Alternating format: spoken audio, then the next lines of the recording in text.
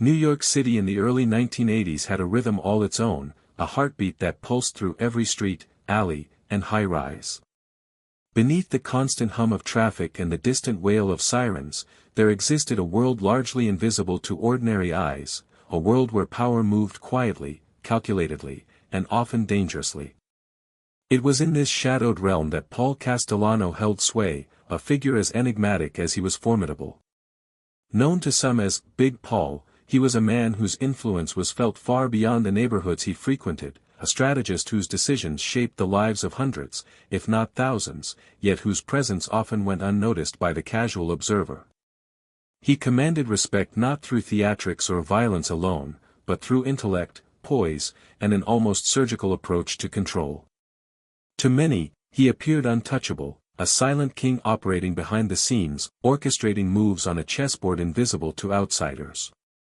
Yet, despite his carefully cultivated power, there lingered an unease, a vulnerability that would one day define the tragic final chapter of his life. Born in Brooklyn in 1915, Castellano came into a world of modest means, surrounded by families striving for survival in neighborhoods that were as tight-knit as they were unforgiving. The smells of freshly baked bread, the chatter of neighbors, the clatter of streetcars, and the scent of coal smoke from nearby factories formed the backdrop of his earliest years. It was a world of hard work, discipline, and ambition, though the ambitions themselves were often tempered by necessity. In these streets, one learned quickly which battles were worth fighting and which were better left to others. Young Paul, even in those early years, displayed a quiet determination and a mind that observed carefully, cataloging the behavior of those around him with a precision that would serve him well in later decades. He absorbed lessons not from formal education alone, but from the rhythms of life on the streets, from the subtle hierarchies of neighbors, shopkeepers, and local figures who wielded influence in ways both visible and invisible. As he grew, Castellano's fascination with order and strategy became evident. Unlike many of his contemporaries who sought immediate gratification through visible displays of toughness or aggression, he was drawn to the mechanics of power, the way influence could be acquired, maintained, and expanded with minimal risk. He studied patterns of loyalty, trust, and fear, and he learned early that control often came not from brute force, but from anticipation, subtle persuasion, and the careful arrangement of alliances. By the time he reached adulthood, he had developed a reputation for his meticulous nature and his keen intellect, traits that would eventually draw the attention of established figures within the Gambino crime family. The streets of Brooklyn during this period were a tapestry of contrasts, the laughter of children playing in narrow alleyways, the heated arguments of neighbors over minor disputes, the occasional sight of violence that reminded residents of the ever-present dangers of life in such neighborhoods. It was a world where respect was earned not merely through words but through deeds, where silence could be more powerful than speech, and where observation often revealed far more than action.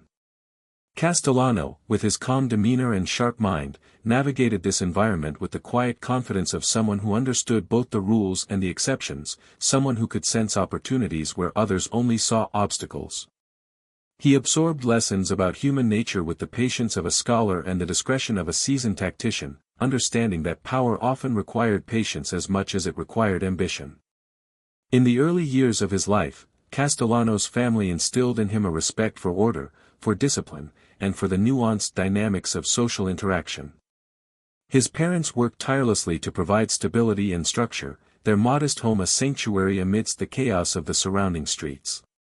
Yet, even within this protective environment, young Paul was acutely aware of the subtle hierarchies that governed life outside their door. He saw how individuals who commanded respect could bend situations to their favor, how influence could open doors to opportunities, and how missteps could carry consequences that reverberated far beyond the immediate moment. These observations would shape his worldview, instilling in him a recognition that power was never static, that it required constant attention, strategy, and the ability to anticipate the motives of others. As Castellano entered adolescence, the city around him transformed. The post-war boom brought changes in commerce, industry, and demographics, and Brooklyn's neighborhoods evolved with the times. Amidst this shifting landscape, Castellano honed his understanding of negotiation, hierarchy, and strategy. He learned to read the subtleties of human behavior, the way a glance could betray intention, how silence could intimidate as much as confrontation, and how alliances were often more valuable than solitary strength. These lessons, absorbed in the quiet observation of everyday life, laid the foundation for the meticulous approach he would later employ as the head of one of the most powerful crime families in New York. By the time he reached early adulthood, Castellano's reputation as a disciplined, intelligent, and methodical individual had begun to precede him. He was not the type to seek notoriety through flashy crimes or public displays of force. Instead, he cultivated influence quietly, often behind closed doors, through careful financial dealings and strategic partnerships. This subtlety set him apart from many of his peers in the underworld, earning him the trust of those who value discretion, intellect, and long-term planning. In a world where impulsiveness could lead to ruin, Castellano's patience and foresight became his greatest assets, allowing him to navigate a dangerous and unpredictable environment with remarkable success. Yet, even as his power grew, there remained an undercurrent of vulnerability. Castellano's reliance on strategy and distance, his preference for operating behind the scenes, and his meticulous attention to appearances meant that he lacked some of the protections enjoyed by those who relied more heavily on personal loyalty through fear or camaraderie.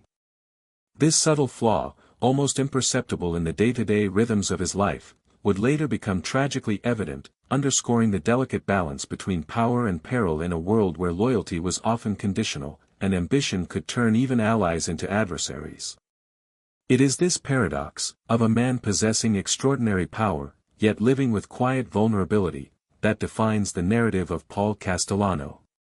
His life was a study in contrasts, intellect versus instinct, strategy versus spontaneity, public respectability versus private ruthlessness.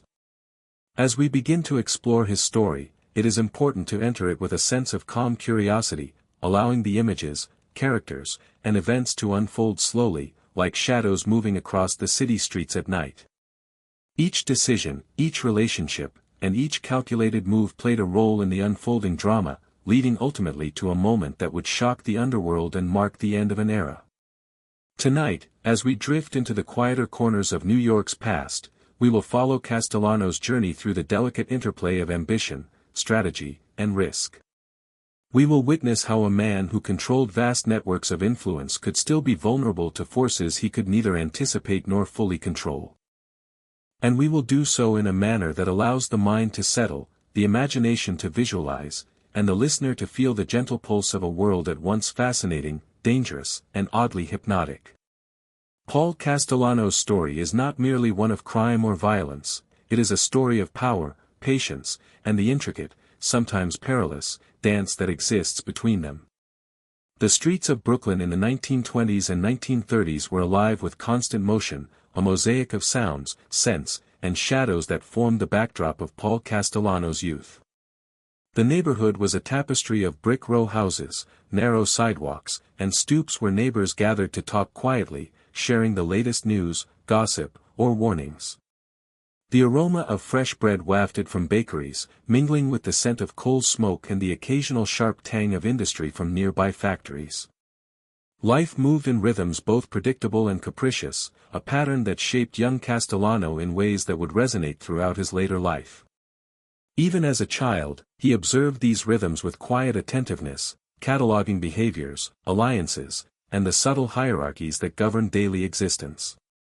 Brooklyn was a place where respect was earned through both action and perception, where the tone of a voice, the angle of a glance, or the firmness of a handshake could carry consequences far beyond what seemed immediately apparent.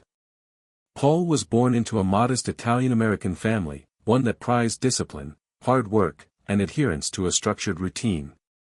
His parents, immigrants or children of immigrants, understood the precariousness of life in the city, and they instilled in him the value of caution, planning, and careful observation.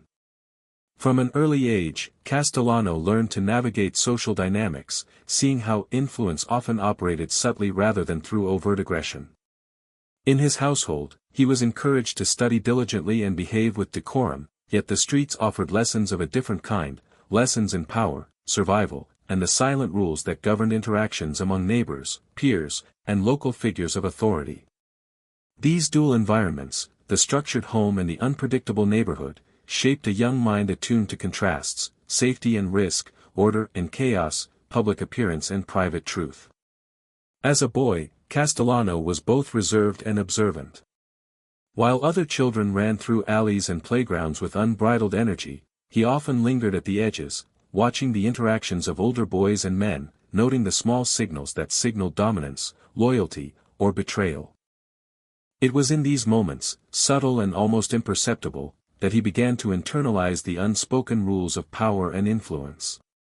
He noticed which children were deferred to by their peers, which adults commanded respect without raising their voices, and which situations demanded caution rather than bravado. These observations were absorbed quietly, stored in memory, and analyzed with a meticulous mind that would later become one of his defining traits. The Brooklyn of Castellano's youth was not a monolithic environment. Italian-American neighborhoods were interwoven with other immigrant communities, each with its own culture, customs, and social expectations. Young Paul navigated these layers with care, learning to read social cues, avoid unnecessary conflicts, and recognize the potential of strategic alliances. He understood, even at a young age, that influence often required patience, subtlety, and the ability to anticipate the needs and desires of others. Where some children might seek immediate dominance through force or intimidation, Castellano's approach was analytical, measured, and deliberate, a quiet strength that would later define his leadership style within the Gambino family. Education played a role, though it was often secondary to the lessons of the street. Castellano attended local schools where he learned the basics of reading, writing, and arithmetic, but his true education came from observation and interaction. He watched teachers, classmates, and neighbors, noting patterns of behavior and the dynamics of authority.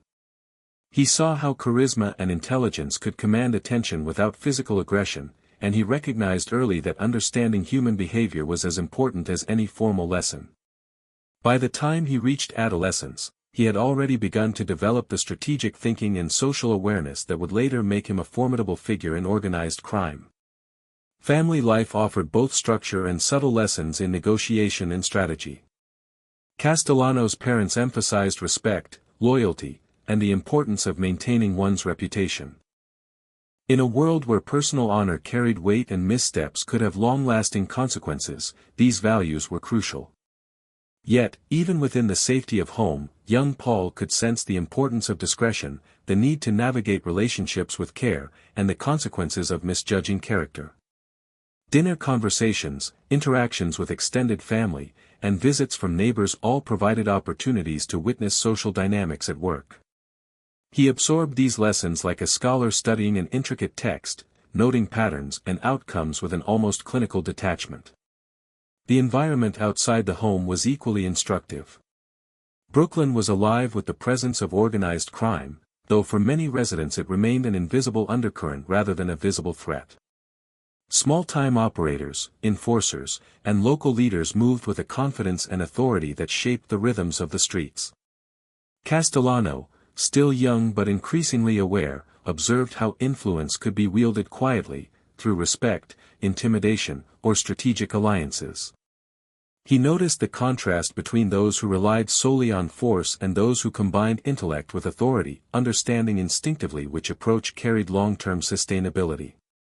These early observations planted the seeds of his future philosophy. Power was best maintained not through fear alone, but through calculated strategy, careful planning, and subtle control. Social interactions in the neighborhood reinforced these lessons. Children and teenagers were often tested by peers, challenged to assert dominance, or pressured to conform. Castellano, however, rarely reacted impulsively. Instead, he watched, waited, and analyzed. He understood the value of patience and observation, recognizing that impulsive action could lead to unnecessary conflict or diminished influence. This measured approach distinguished him from many of his peers and earned him a reputation, even among other young men, as someone who was thoughtful, deliberate, and unusually perceptive. By the time Castellano reached young adulthood, he had internalized a complex understanding of human behavior, social hierarchies, and the subtle dynamics of power. He had learned to navigate the neighborhood with both discretion and confidence, earning respect not through loud displays or aggression, but through careful action, intelligence, and quiet authority.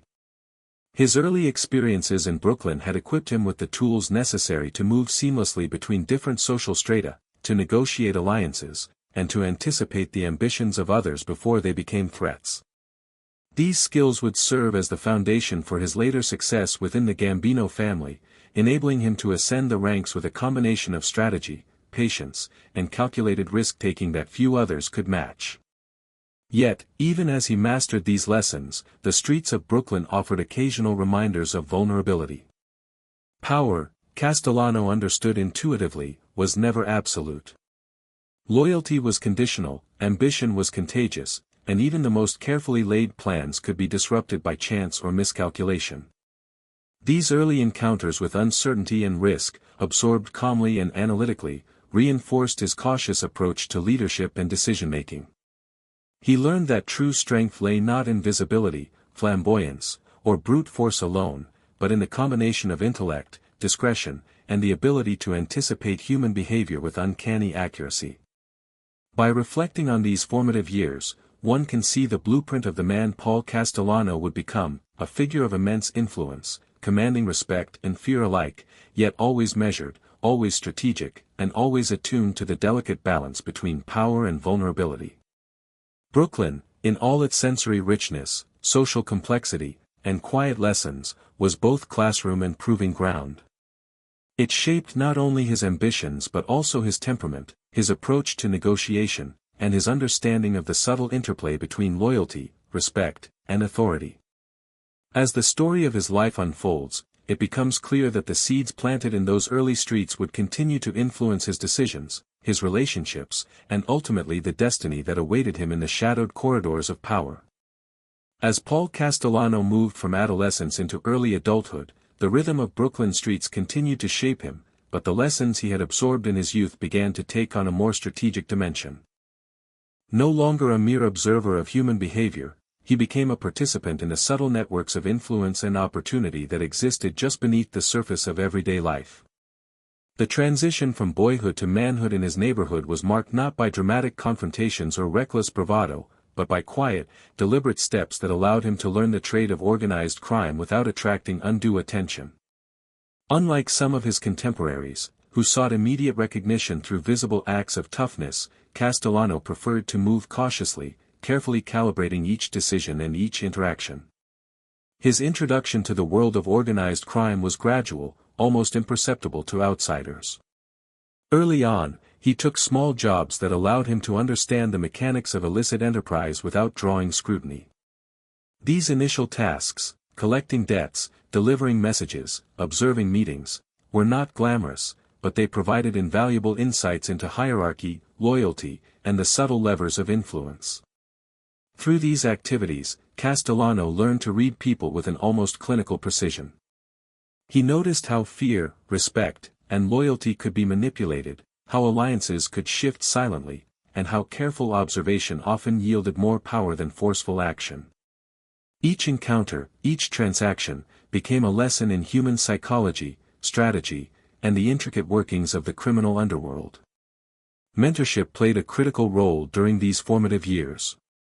Castellano came under the guidance of seasoned figures within the Gambino family, men who recognized in him an unusual combination of intelligence, patience, and discretion.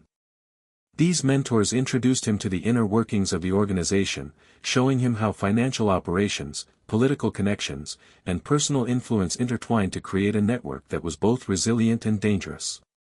Under their watchful eyes, he learned not only the mechanics of crime but the philosophy behind it, the understanding that true power was sustained not by impulse, but by calculated, long-term strategy.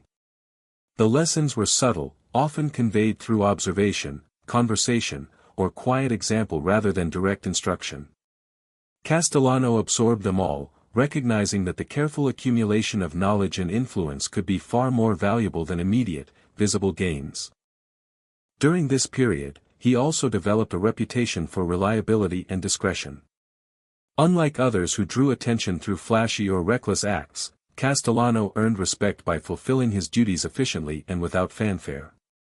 He understood that visibility often attracted danger, and that patience and subtlety could serve as shields in a world where ambition and envy lurked in every corner.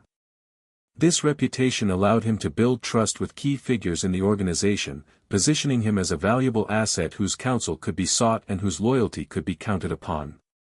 His calm, analytical approach set him apart from peers who relied primarily on muscle or intimidation, and it became a defining characteristic of his later leadership style. The early years of his involvement were also marked by a delicate balancing act between legality and illegality. Castellano, even then, understood the importance of maintaining a facade of respectability, and he sought opportunities to intertwine legitimate business ventures with his growing influence in the underworld.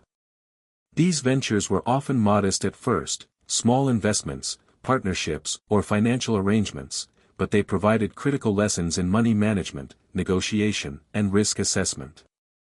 Castellano's ability to navigate both worlds, visible and hidden, legal and illegal, became one of his defining strengths, allowing him to exert influence without drawing unnecessary attention from law enforcement or rival factions. Relationships were central to this phase of Castellano's development. He learned the nuances of alliance and loyalty, understanding that power was often as much about perception as it was about action. A gesture of respect, a discreet favor, or a timely word of caution could solidify bonds that might later prove invaluable. Conversely, a misstep or misjudgment could create fractures that would be exploited by more opportunistic rivals. Castellano's growing awareness of these dynamics reinforced his natural tendency toward careful calculation, patience, and strategic thinking. He observed not only the mechanics of human behavior but also the long-term consequences of decisions, a perspective that would later allow him to navigate complex internal politics within the Gambino family. As his confidence and understanding of the criminal world expanded, Castellano began to take on more substantial responsibilities. He was entrusted with tasks that required discretion, judgment, and foresight, from overseeing financial arrangements to mediating disputes within the organization. These responsibilities were not merely functional, they were opportunities to demonstrate his capacity for leadership, his ability to manage both people and operations with precision. Castellano approached these tasks methodically, analyzing outcomes, assessing risks, and refining strategies with the meticulousness of a man who understood that each decision had ramifications far beyond the immediate moment. His analytical mind, combined with a measured temperament, allowed him to gain the trust and respect of his peers and superiors alike. During this period, Castellano also developed a philosophy regarding violence and control. He recognized that while the threat of force was sometimes necessary, reliance on aggression alone was both unsustainable and dangerous. Power could be exerted more effectively through strategy, negotiation, and influence. He learned to weigh the costs and benefits of violent action, to anticipate the reactions of others, and to manipulate circumstances in a way that minimized personal risk while maximizing long-term gain. This approach distinguished him from contemporaries who sought dominance primarily through visible displays of strength, and it became a cornerstone of his later approach as the head of the Gambino family. The combination of mentorship, observation, and practical experience gradually shaped Castellano into a figure capable of nuanced decision-making and strategic foresight. He understood the intricate interplay of loyalty, ambition, and opportunity within the organization, and he recognized that influence required constant attention, adaptation, and the ability to anticipate the ambitions of others. Even in moments of apparent calm, Castellano's mind was at work, assessing threats, calculating outcomes, and positioning himself advantageously within a complex and often volatile network. By the time he reached his late 20s and early 30s, Castellano had firmly established himself as a reliable and capable figure within the Gambino family. He had moved beyond minor tasks and into roles that demanded judgment, discretion, and strategic planning. His reputation for intelligence and patience continued to grow, earning him both respect and influence. Yet, despite this ascent, Castellano remained mindful of the inherent dangers of the life he had chosen. He understood that loyalty was fragile, that ambition could turn allies into adversaries, and that a single misstep could unravel years of careful work. This awareness of vulnerability, balanced with confidence in his abilities, would become a defining feature of his leadership style in the decades to come. The years of quiet, calculated growth, observation, and mentorship were critical to shaping the man who would later command one of the most powerful crime families in New York. Castellano's rise was not marked by sudden violence or public notoriety, but by a patient accumulation of knowledge, influence, and trust. Every task he undertook, every relationship he nurtured, and every decision he made contributed to a foundation that would support his later power. It was a period of learning, strategy, and careful advancement, a time in which the seeds of his later authority, and his eventual vulnerabilities, were sown in the shadowed streets of Brooklyn.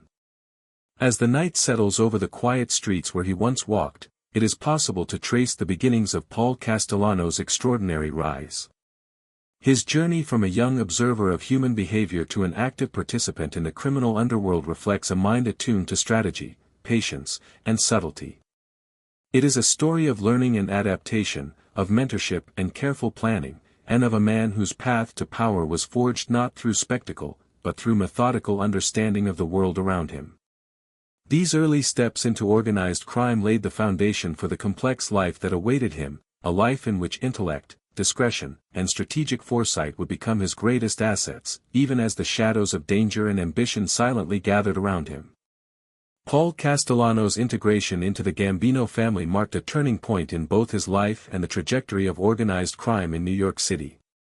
By the late 1940s and early 1950s, the Gambino family had established itself as one of the city's most influential criminal organizations, its reach extending from Brooklyn and Queens into Manhattan and beyond.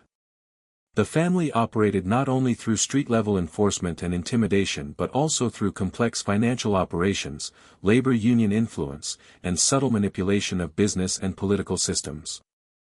For Castellano, this was the environment in which his intellect and strategic acumen would find their true purpose.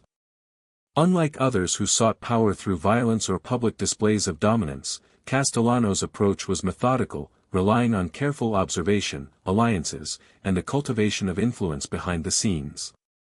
He understood that the true levers of control were often invisible, operating in offices, meeting rooms, and whispered conversations as much as in shadowed alleys or on city streets. Upon formally entering the Gambino family, Castellano's talents quickly became apparent to his superiors. His ability to analyze situations, anticipate outcomes, and navigate interpersonal dynamics with subtlety distinguished him from many of his peers. He was not the type to demand attention or recognition through theatrics. Instead, he demonstrated reliability, discretion, and a capacity for long-term strategic thinking. These qualities made him invaluable in an organization where loyalty was essential, but where ambition, envy, and opportunism were never far from the surface. Castellano learned quickly that to survive and thrive in the Gambino family, one had to understand not only the explicit rules of the organization but also the unspoken codes of respect, hierarchy, and influence that governed its internal dynamics. Early in his tenure, Castellano focused on establishing a foundation of trust and credibility. He handled delicate assignments that required precision, intelligence, and discretion, tasks that might have overwhelmed less measured members of the organization. These included overseeing financial operations, mediating disputes among lower-ranking associates, and serving as a liaison between different factions within the family. Each task provided an opportunity to demonstrate competence while reinforcing his reputation as someone who could be relied upon under pressure. Castellano's calm, calculated approach earned him a degree of respect that was not immediate but solidified steadily over time.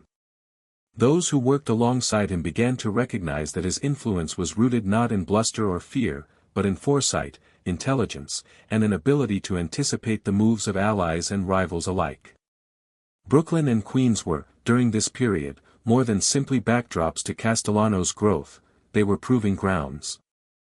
The neighborhoods were populated by other aspiring members, rival operators, and potential threats. Navigating these spaces required more than mere courage, it demanded an understanding of human psychology, social networks, and the subtle interplay of fear and respect. Castellano observed carefully, learning to identify which alliances were worth cultivating and which could be safely ignored or subtly manipulated. His approach was never impulsive. Every relationship, every negotiation, and every decision was weighed against potential outcomes, consequences, and opportunities. It was this analytical mindset that allowed him to rise steadily within the Gambino family, moving from a trusted associate to a position of increasing authority and influence. By the 1960s, Castellano had become a key figure within the family's operations, particularly in the realm of financial management and labor influence. He understood that control over money and contracts often proved more powerful than control over violence alone. Through careful management of legitimate and illegitimate enterprises, he began to consolidate influence over sectors such as construction, waste management, and the garment industry, where organized crime had long established footholds. Castellano's preference for strategic, money-driven power distinguished him from other members who relied primarily on intimidation or enforcement. He saw that a quietly executed deal could secure influence for years, whereas impulsive violence might provoke retaliation, instability, or attention from law enforcement. This period also highlighted Castellano's preference for structure and order. While other members of the Gambino family were more visible, charismatic, or aggressive, he cultivated a reputation for meticulous planning, patience, and an almost bureaucratic approach to leadership. Meetings were conducted with precision, financial arrangements were carefully documented, and relationships were maintained with subtle, deliberate attention. Castellano understood that power without organization was fragile, and he sought to create systems that allowed influence to endure beyond the whims of individual personalities or fleeting circumstances. In this way, he positioned himself as not only a trusted operative but as a figure capable of long-term vision and leadership within the family. As his influence grew, Castellano also became increasingly aware of the risks inherent in the organization's structure. Ambition was a constant undercurrent, and loyalty was often conditional. He observed carefully, taking note of potential threats and allies alike, and he refined his strategy accordingly. Castellano's approach was characterized by patience, foresight, and subtlety. He preferred to build influence gradually, allowing his reputation and accomplishments to speak for him, rather than seeking immediate, visible dominance. This strategy served him well, as it minimized unnecessary exposure while allowing him to cultivate alliances and influence that would later prove critical in his rise to the top of the Gambino family. The contrast between Castellano's approach and that of others within the organization became increasingly evident during this period. Some members relied on brute force, public intimidation, and flamboyant displays of power to assert authority. Castellano, by contrast, moved quietly and deliberately, using intellect, negotiation, and strategic alliances to consolidate influence. He understood that leadership was as much about perception and subtlety as it was about direct action, and he honed the ability to maintain control without attracting unnecessary attention. This distinction would later define his tenure as boss of the Gambino family, marking him as a leader whose power was both formidable and, in certain ways, uniquely vulnerable. Relationships with mentors and peers played a critical role in Castellano's ascent. He maintained connections with seasoned figures in the family while cultivating trust with younger associates who recognized his intelligence and reliability. He learned to navigate complex interpersonal dynamics, balancing respect for hierarchy with the cultivation of influence and loyalty. Each interaction, each negotiation, and each carefully measured response reinforced his understanding of the delicate equilibrium between power and vulnerability. Castellano's ability to read people, anticipate ambitions, and manage relationships with precision became central to his effectiveness, allowing him to move steadily upward while avoiding unnecessary conflicts. By the late 1960s and early 1970s, Castellano's role within the Gambino family had evolved from that of a trusted operative to a figure whose counsel and judgment were sought on critical matters. He was increasingly involved in strategic decision-making, overseeing financial operations, resolving internal disputes, and guiding the family's interactions with other organized crime entities. His influence extended beyond immediate operations to the broader orchestration of the family's long-term objectives, demonstrating an almost surgical precision in balancing ambition, loyalty, and risk. Castellano's reputation for intelligence, discretion, and strategic foresight positioned him as a central figure in the organization, laying the groundwork for his eventual rise to the highest echelons of power.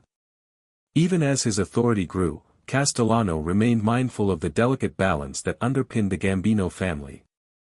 He understood that influence, no matter how carefully cultivated, was always contingent upon perception, loyalty, and timing. Ambition could turn allies into rivals, and miscalculations could have severe consequences. Castellano's methodical approach, combining patience, observation, and strategic foresight, allowed him to navigate these risks, steadily expanding his influence while minimizing exposure. This period of measured growth, marked by careful observation, strategic action, and disciplined execution, prepared him for the eventual mantle of leadership, when he would ascend to the role of boss and face challenges that would test both his intellect and his capacity to command respect. Through these years, the streets of Brooklyn and the inner workings of the Gambino family served as both classroom and proving ground for Paul Castellano. Each interaction, each decision, and each carefully executed operation contributed to a foundation of influence, knowledge, and strategic insight. Castellano's rise within the organization was not the product of impulsive action or reckless ambition, but of patient, deliberate cultivation of power, grounded in observation, intelligence, and subtle manipulation of both people and circumstances. It was this combination of traits, discipline, foresight, and strategic acumen, that distinguished him from his peers and set the stage for his eventual leadership of one of New York City's most powerful and storied criminal organizations. As Paul Castellano's influence within the Gambino family solidified, he began to expand his reach beyond the shadowed corners of organized crime into the more visible world of legitimate business. This transition was neither sudden nor reckless, rather, it was a calculated extension of his understanding that true power was best exercised through multiple channels, both illicit and legal. Castellano understood that control over money, industry, and commerce could offer a shield as formidable as any armed enforcer and could provide a veneer of respectability that protected him from immediate scrutiny. His ventures into legitimate enterprises were not merely facades, they were carefully selected avenues that reinforced his influence while allowing him to operate with a degree of subtlety and discretion that others in the underworld often lacked. The industries Castellano chose to engage with were themselves strategic. He gravitated toward sectors such as construction, waste management, and the garment industry, areas where organized crime already had a foothold and where financial influence could be leveraged with relatively low visibility. Construction, with its contracts, labor unions, and cash flows, offered an ideal opportunity for Castellano to merge legitimate dealings with the subtle enforcement of underworld authority. Waste management, meanwhile, was a deceptively complex business, involving negotiations with city agencies, large-scale operations, and networks of subordinates, all of which could be influenced through both legal and extra-legal means. By carefully embedding himself in these enterprises, Castellano ensured that his power extended into both the public and private spheres, creating a multi-layered web of influence that few could challenge directly. Castellano's approach to legitimate business mirrored his approach to organized crime, meticulous, calculated, and highly strategic. Every decision was measured, every partnership carefully considered, and every opportunity evaluated for long-term impact.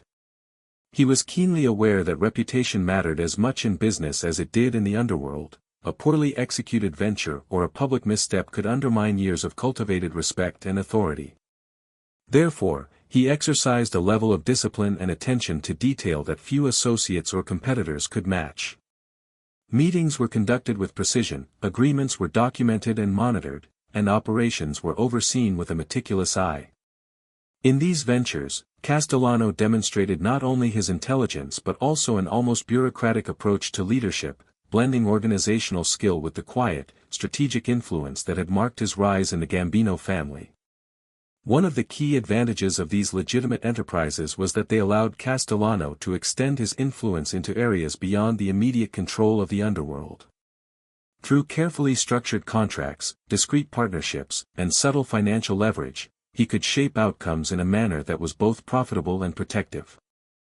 He understood that the visibility of legitimate business could serve as camouflage, allowing him to maintain operational control over illicit activities while presenting an image of respectability to the broader public. This duality, operating simultaneously in the shadows and in plain sight, was a hallmark of Castellano's style, reflecting both his intellect and his capacity for long-term strategic thinking.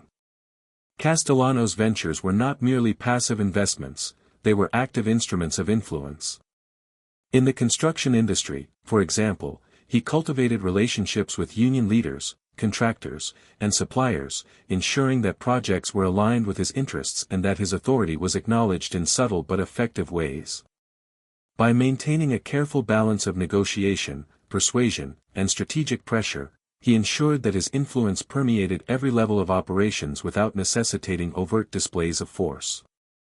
Similarly, in waste management, Castellano's involvement extended from operational oversight to the orchestration of partnerships and contracts that enhanced both profitability and control. These enterprises reinforced his standing within the Gambino family, demonstrating that his authority was not confined to criminal enforcement but extended into the broader economic and social landscape of New York. The garment industry presented another layer of opportunity.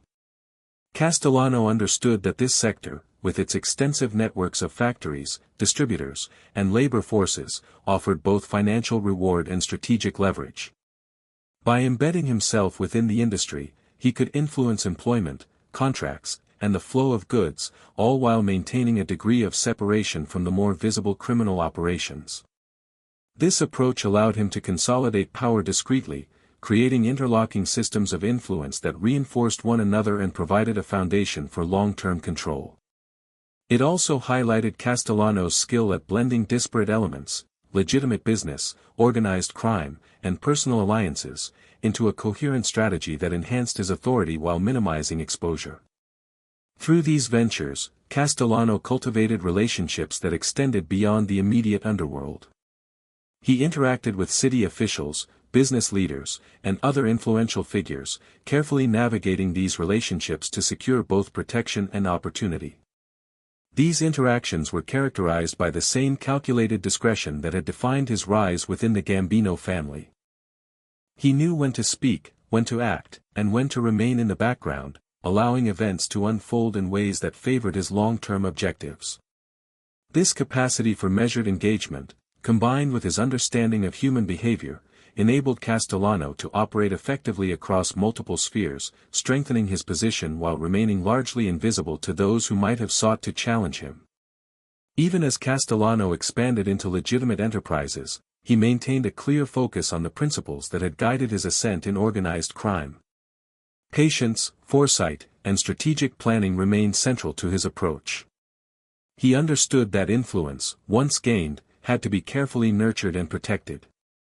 He continued to cultivate alliances within the Gambino family, maintain loyalty among subordinates, and anticipate potential threats from both within and outside the organization. These efforts reflected a deep awareness of the fragility of power. Castellano knew that authority was never guaranteed and that maintaining it required constant vigilance, careful calculation, and the ability to balance competing interests with subtlety and precision. One of the most striking aspects of Castellano's approach was his ability to integrate the lessons of legitimate business with the demands of organized crime. He recognized that both domains operated according to principles of negotiation, influence, and strategic foresight, albeit in different forms. By applying the discipline, planning, and analytical skills honed in the underworld to legitimate ventures, he created systems that were resilient, profitable, and mutually reinforcing.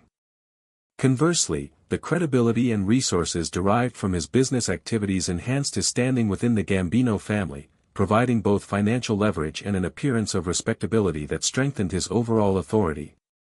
This dual strategy exemplified Castellano's understanding that power was most secure when it was diversified, carefully managed, and maintained through a combination of visible and invisible channels.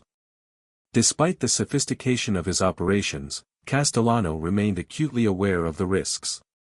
Legitimate businesses brought scrutiny from regulators, competitors, and law enforcement, while the underworld introduced threats from rivals, ambitious subordinates, and unforeseen circumstances. Navigating this landscape required constant attention, discretion, and strategic calculation. Castellano's ability to balance these pressures, maintaining control while minimizing exposure, reflected not only intelligence but also a deep understanding of the interplay between risk and reward. He cultivated a sense of calm authority, projecting confidence and competence even in the face of potential challenges, reinforcing his reputation as both a capable strategist and a formidable leader. By blending legitimate enterprises with underworld influence, Castellano created a multidimensional approach to power that set him apart from his contemporaries. His ability to operate seamlessly across these domains demonstrated a level of sophistication and foresight rare among his peers. Every contract negotiated, every alliance maintained, and every business decision made contributed to a broader strategy of influence, security, and long-term control. This integration of lawful and illicit operations not only enhanced Castellano's power within the Gambino family but also reinforced his image as a methodical, intelligent, and strategic figure, capable of commanding authority without reliance on overt displays of violence. As night falls over the streets of Brooklyn and Manhattan, it is possible to trace the subtle currents of Castellano's expanding influence, the careful orchestration of power through both legitimate and illegitimate channels. His ventures into business were not merely transactions, they were extensions of his strategy, reflections of his intellect, and instruments of authority that reinforced the control he had painstakingly cultivated within the Gambino family. Through patience, calculation, and strategic foresight, Castellano created a web of influence that would both elevate him to the pinnacle of power and, in ways that were almost imperceptible, expose him to the vulnerabilities that would later define the tragic trajectory of his life. The passing of Carlo Gambino in 1976 created a sudden, delicate vacuum at the apex of one of New York's most powerful crime families. Gambino had been a master of discretion and strategy, carefully maintaining influence without attracting unnecessary attention, and his absence left the Gambino family poised at a crossroads between stability and internal turbulence. For Paul Castellano, who had spent decades cultivating influence, alliances, and strategic insight, this moment represented both opportunity and risk. The ascension to the role of boss was never guaranteed, even for someone as capable as Castellano. Leadership required not only intelligence and experience but also the delicate navigation of loyalties, ambitions, and rivalries that could shift in a heartbeat. The streets of New York whispered with speculation, and the underworld watched closely, each faction anticipating the moves of those who might claim Gambino's mantle. Castellano approached this transition with the same careful calculation that had marked his rise through the family ranks. He understood that overt aggression or displays of force could provoke rebellion or attract unwanted scrutiny, while hesitation could allow more impulsive rivals to seize the initiative. Instead, he relied on relationships, influence, and an almost surgical application of strategy. Key figures within the family were consulted, subtle alliances were reinforced, and potential sources of dissent were assessed with a keen eye. Castellano's ability to balance patience with decisive action became evident in these early maneuvers, illustrating the blend of intellect and tact that had become his defining characteristic. Upon formally assuming leadership, Castellano faced the challenge of consolidating power in a family that was diverse in temperament and ambition. The Gambino family was not a monolithic entity. It consisted of seasoned operators, ambitious underlings, and influential lieutenants, each with their own expectations and loyalties. Castellano recognized that maintaining authority required more than directives, it demanded a careful orchestration of respect, fear, and diplomacy. He invested time in understanding the motivations of key figures, negotiating alliances, and establishing boundaries. Meetings were conducted with precision, conversations were measured, and decisions were framed in ways that reinforced his legitimacy while subtly discouraging dissent. The combination of strategic foresight and calm authority allowed Castellano to secure his position without immediate conflict, setting the stage for a period of stability that would, however, conceal underlying tensions. One of Castellano's earliest priorities as boss was to reinforce the financial foundation of the family. He approached this task with the meticulousness of a master strategist, reviewing operations across construction, labor unions, waste management, and other enterprises. Castellano recognized that control over money not only secured the family's influence but also provided leverage in negotiations and alliances. He instituted systems of oversight, ensuring that operations were efficient, profitable, and insulated from unnecessary risk. These measures reflected both his attention to detail and his understanding that power was sustainable only when grounded in careful management. Castellano's focus on financial acumen distinguished him from leaders who relied primarily on force, projecting authority through competence and strategic control rather than spectacle. At the same time, Castellano sought to cultivate an image of respectability and sophistication. Unlike more flamboyant or street-focused figures in organized crime, he presented himself with elegance and refinement. Tailored suits, measured speech, and composed demeanor projected authority while minimizing overt intimidation. This image served multiple purposes. It reinforced his legitimacy within the family, fostered connections with legitimate business and political figures, and created a buffer against law enforcement scrutiny. Castellano's understanding of perception as a tool of power reflected the lessons he had learned over decades, demonstrating that influence was as much about image and subtlety as it was about direct control. However, the consolidation of power was not without tension. Ambition simmered beneath the surface, particularly among younger, more impulsive members of the family. Figures such as John Gotti were beginning to emerge as influential forces within the organization, challenging the traditional balance of respect and authority that Castellano sought to maintain. While Castellano's approach emphasized strategy, patience, and long-term planning, these emerging figures often relied on charisma, visibility, and assertive action. The contrast between these styles created an undercurrent of tension, one that Castellano recognized but managed with discretion. He understood that immediate confrontation could destabilize the family, and he therefore focused on reinforcing loyalty through diplomacy, negotiation, and strategic positioning rather than open conflict. Central to Castellano's leadership philosophy was his belief in power without unnecessary violence. He understood that overt displays of force, while effective in the short term, could provoke retaliation, attract law enforcement attention, and destabilize carefully cultivated networks. Instead, he relied on influence, negotiation, and strategic action to maintain control. Subordinates were expected to respect authority, but that authority was reinforced through competence, planning, and the ability to anticipate challenges rather than through fear alone. This approach allowed Castellano to project stability and command respect while maintaining operational control across a sprawling and complex organization. During his early years as boss, Castellano also demonstrated an acute awareness of the broader political and social context in which he operated. New York City in the late 1970s was a complex environment, with shifting economic conditions, law enforcement pressure, and evolving public attitudes toward crime and corruption. Castellano understood that leadership required not only internal control but also the ability to navigate external pressures. He cultivated relationships with business leaders, union officials, and other figures whose influence intersected with the family's operations, ensuring that the Gambino family could maintain leverage in multiple arenas. These relationships were managed discreetly, with careful attention to perception and consequence, reflecting Castellano's strategic mindset and long-term focus.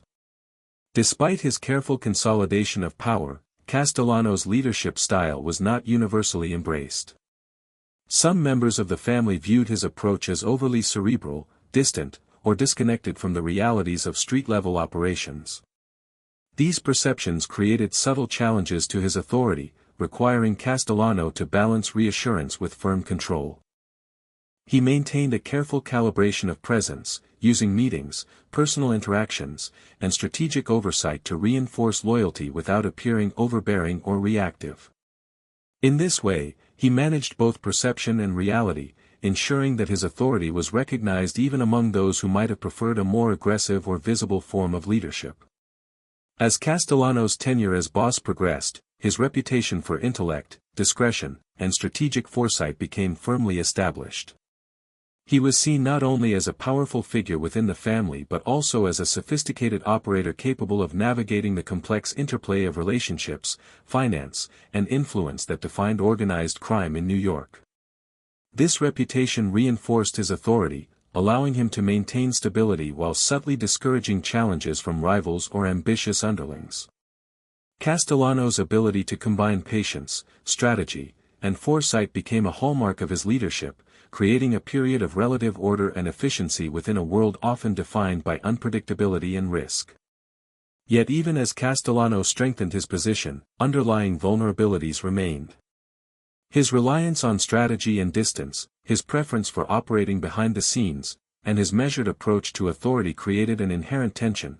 While effective for long-term control, it also limited his personal protection and made him susceptible to challenges from more impulsive, street-oriented figures.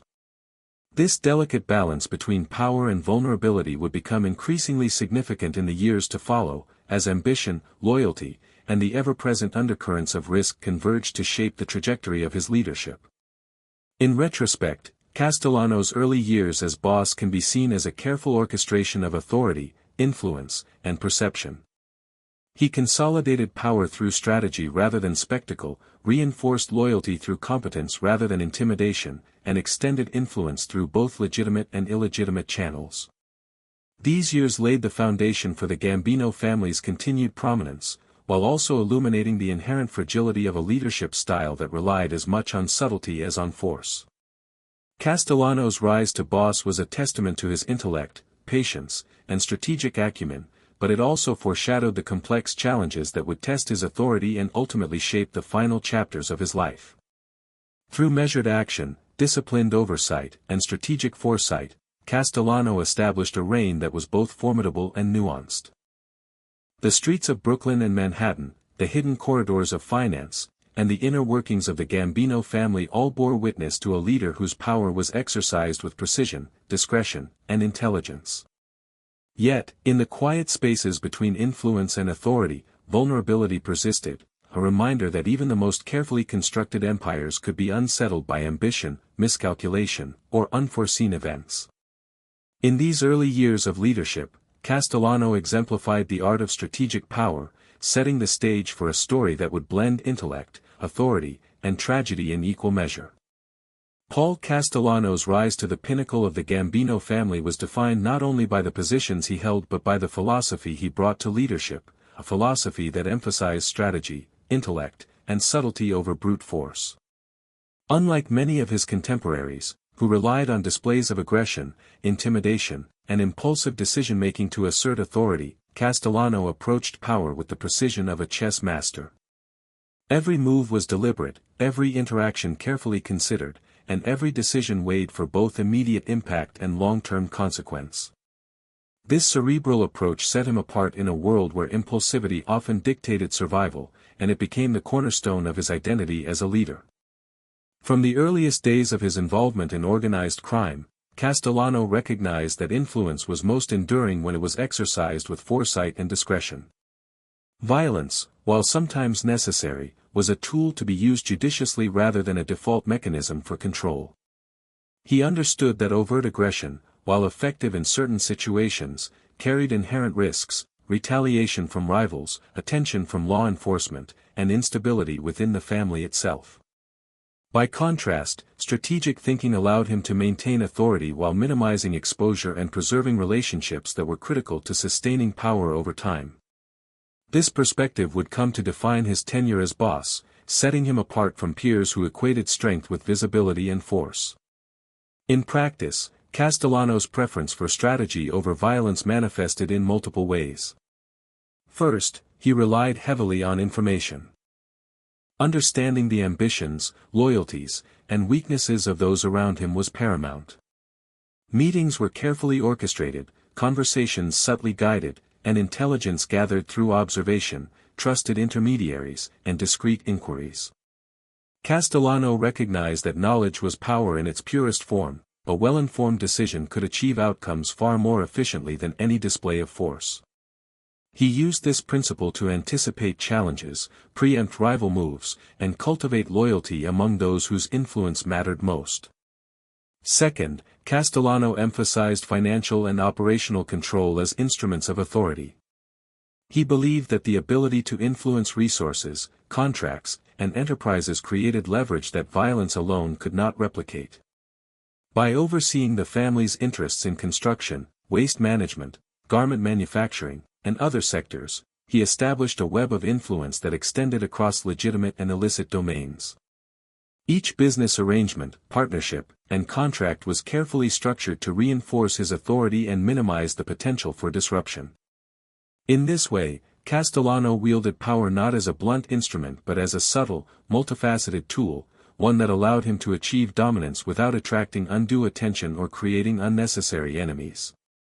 Perhaps most critically, Castellano cultivated an environment in which respect was earned through competence, discretion, and loyalty rather than fear alone. He expected subordinates to adhere to rules, maintain professionalism, and act in alignment with the family's broader objectives. In return, he provided stability, protection, and opportunity, creating a system in which loyalty and performance were mutually reinforcing. This approach contrasted sharply with more impulsive figures who relied on intimidation, impulsive displays of force, or public notoriety to command obedience. Castellano's style fostered a sense of order and predictability, encouraging adherence to structure and reinforcing the perception that authority was both earned and justified. Despite his reliance on strategy over violence, Castellano was not naive about the realities of the underworld. He understood that threats existed both externally and internally, and that the calculated use of force was sometimes necessary to maintain control. However, his application of violence was always measured and contextual. It was a tool of last resort, deployed when negotiation, persuasion, or strategic maneuvering had been exhausted or when immediate action was required to protect the organization or his authority. This disciplined approach to enforcement underscored Castellano's broader philosophy: power was most sustainable when exercised with intelligence, foresight, and restraint, rather than through impulsive or reactionary aggression. Another key aspect of Castellano's strategic leadership was his attention to image and perception. He understood that authority was as much about how it was perceived as how it was exercised. By presenting himself with composure, elegance, and calculated formality, he projected confidence and control without resorting to overt intimidation. Tailored suits, measured speech, and carefully curated public interactions reinforced his image as a sophisticated and competent leader. This projection of authority served multiple functions. It enhanced his legitimacy within the family, discouraged challenges from subordinates, and provided a buffer against external scrutiny from law enforcement or business associates. In essence, Castellano used perception as a strategic weapon, ensuring that influence extended beyond the immediate circle of insiders into broader networks of power. Mentorship and delegation were also integral to Castellano's strategic approach.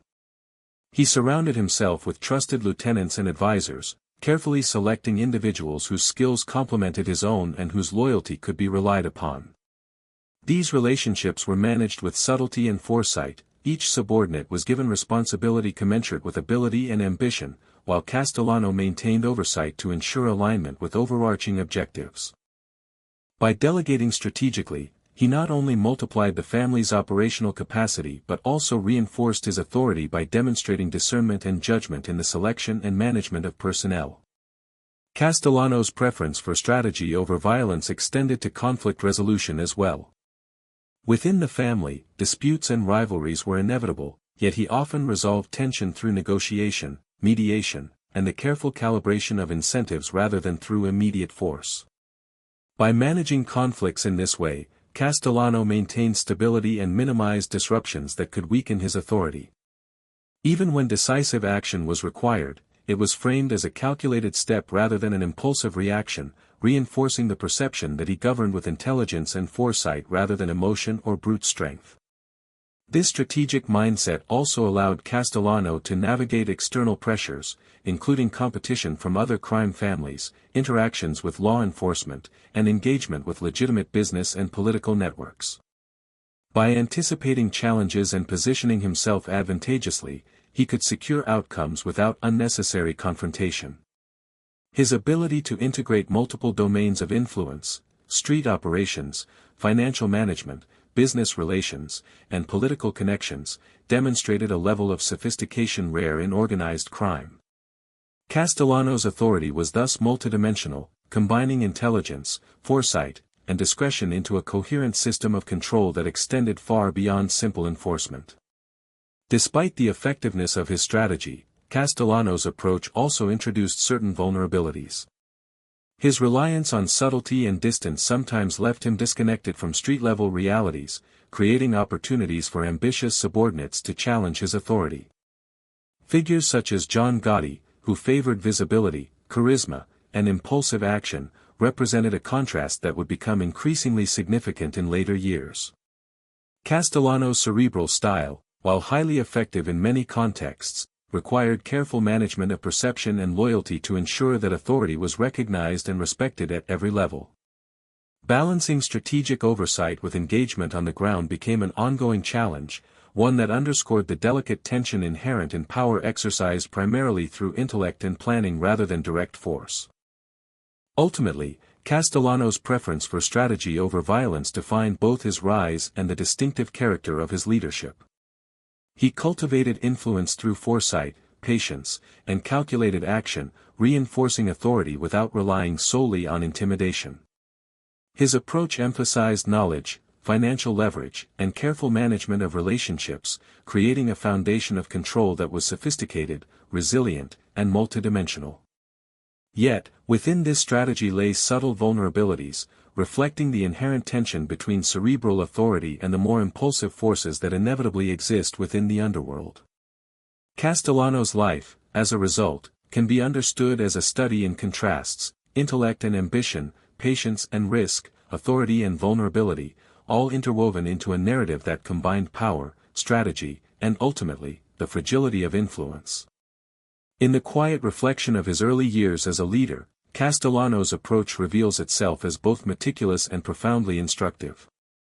His belief in the primacy of strategy over violence was not merely a personal preference, it was a philosophy that governed the Gambino family's operations, shaped relationships, and defined the very nature of authority under his leadership.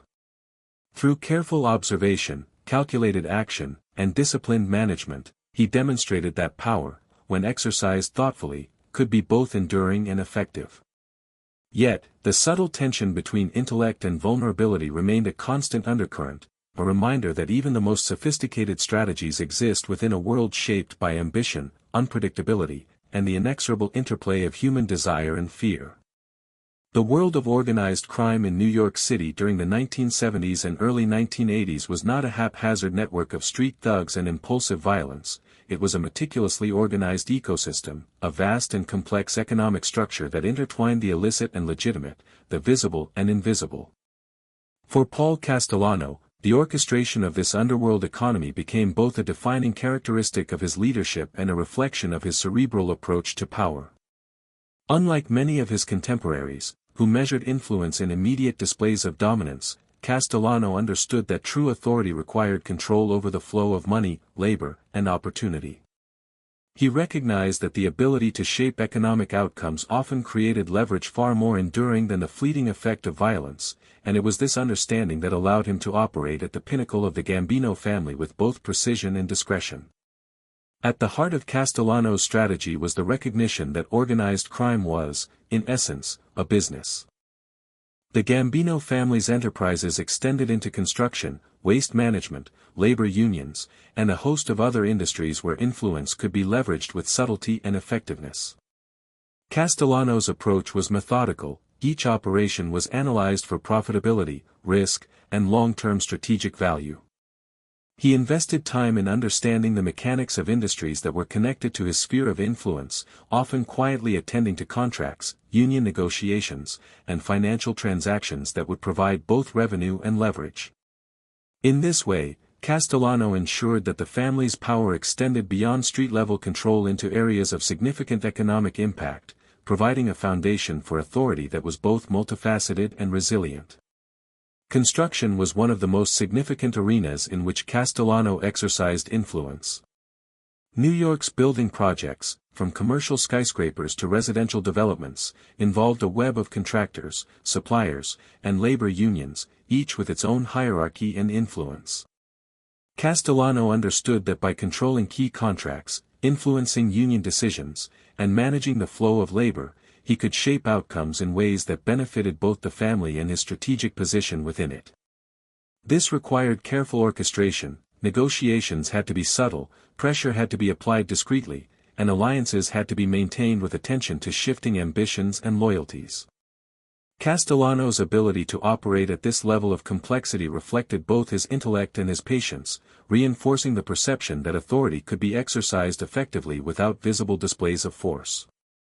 Waste management presented another dimension of Castellano's control. The industry, deceptively complex and highly competitive, offered opportunities to consolidate power through both operational control and financial leverage. Castellano carefully managed relationships with business owners, subcontractors, and city officials, ensuring that contracts, routes, and operational procedures aligned with the family's interests. His approach was deliberate, each decision was evaluated for its long-term impact on revenue, influence, and stability. By embedding the family's authority within these essential services, Castellano created a network of economic leverage that reinforced both internal cohesion and external respect, demonstrating that the reach of power extended well beyond the immediate circle of organized crime. Labor unions were perhaps the most subtle and effective instruments of Castellano's economic influence. By cultivating relationships with union leaders and intermediaries, he was able to shape outcomes in multiple industries without direct intervention. Negotiations were conducted quietly, influence was exerted through incentive and persuasion, and disputes were resolved with a combination of strategic foresight and carefully calibrated pressure. Castellano understood that control over unions was not merely about immediate financial gain, it was about creating a system in which the family could assert authority, maintain stability, and guide outcomes in industries where decisions had far-reaching consequences.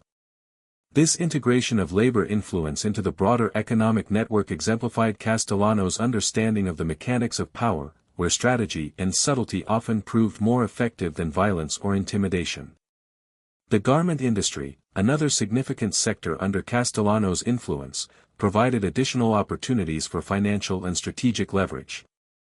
Factories, distributors, and suppliers were woven into a network that allowed for control over production, employment, and supply chains. Castellano's oversight ensured that key decisions favored the family's interests while maintaining a degree of separation from direct criminal activity, preserving both efficiency and discretion. Through careful management, he was able to influence outcomes without overt visibility, demonstrating that power could be exercised effectively through intellect, negotiation, and the strategic use of resources. In orchestrating the underworld economy, Castellano also relied heavily on delegation and the cultivation of trusted lieutenants. He understood that his influence would be limited if he attempted to micromanage every operation personally. Instead, he carefully selected subordinates whose skills complemented his own and whose loyalty could be counted upon. These individuals were given responsibility for specific operations, yet Castellano maintained oversight through periodic review, strategic communication, and subtle control mechanisms. This approach allowed him to manage a complex network efficiently, ensuring alignment with long-term objectives while minimizing the potential for internal disruption or mismanagement. Financial oversight was another critical component of Castellano's strategy. He maintained detailed knowledge of revenue streams, expenditures, and potential vulnerabilities, ensuring that the family's resources were protected and leveraged effectively. Castellano recognized that transparency, discipline, and strategic planning in financial operations reinforced authority, reduced risk, and provided leverage in negotiations with both internal and external actors. This focus on the economic dimension of power distinguished him from leaders who prioritized immediate displays of strength, demonstrating that control over resources could often achieve more enduring influence than force alone. The interplay between legitimate and illegitimate operations was a defining feature of Castellano's management of the underworld economy. By integrating lawful business ventures with criminal enterprises, he created a system in which influence, revenue, and authority were mutually reinforcing. Legitimate enterprises provided both cover and leverage, allowing the family to extend its reach into industries critical to the city's infrastructure and economy. At the same time, illicit operations generated revenue and influence that could be applied strategically to reinforce loyalty, manage competition, and control key individuals. Castellano's ability to navigate these overlapping spheres reflected both intellect and patience, illustrating that the orchestration of power required both subtlety and vision. Castellano's approach also emphasized risk management. Every decision, from contracts to personnel appointments, was evaluated for potential exposure to rivals, law enforcement, and internal dissent. He understood that even well-executed operations could carry unforeseen consequences, and he applied foresight, contingency planning, and careful oversight to mitigate these risks. This analytical approach created a system in which the family's operations were resilient, adaptable, and capable of sustaining influence even in the face of external pressures. Castellano's meticulous attention to risk underscored the intellectual dimension of his leadership, highlighting that strategy and prudence were as critical to survival as loyalty or intimidation. Through the orchestration of New York's criminal economy, Castellano demonstrated a profound understanding of power as a multidimensional force. Influence was not simply the result of violence or visibility, it was built through the careful management of resources, relationships, and perception. Castellano's control over industries, unions, and operations created a lattice of authority that extended across the city, providing both practical leverage and symbolic demonstration of the family's reach. His approach combined intelligence, patience, and subtlety, reflecting a philosophy that power was most enduring when exercised strategically rather than impulsively. By the early 1980s, Castellano's orchestration of the underworld economy had reached a level of sophistication that few could match. The Gambino family's influence permeated multiple sectors, its operations were efficient and profitable, and its authority was recognized both within the organization and across the broader landscape of New York City. Yet even as Castellano consolidated control, he remained aware of the inherent fragility of power. Ambition, envy, and the unpredictable dynamics of human behavior could undermine authority if not carefully managed. Castellano's meticulous oversight, strategic foresight, and disciplined management reflected an acute awareness of these risks, reinforcing his position while quietly shaping the conditions for both stability and future challenges.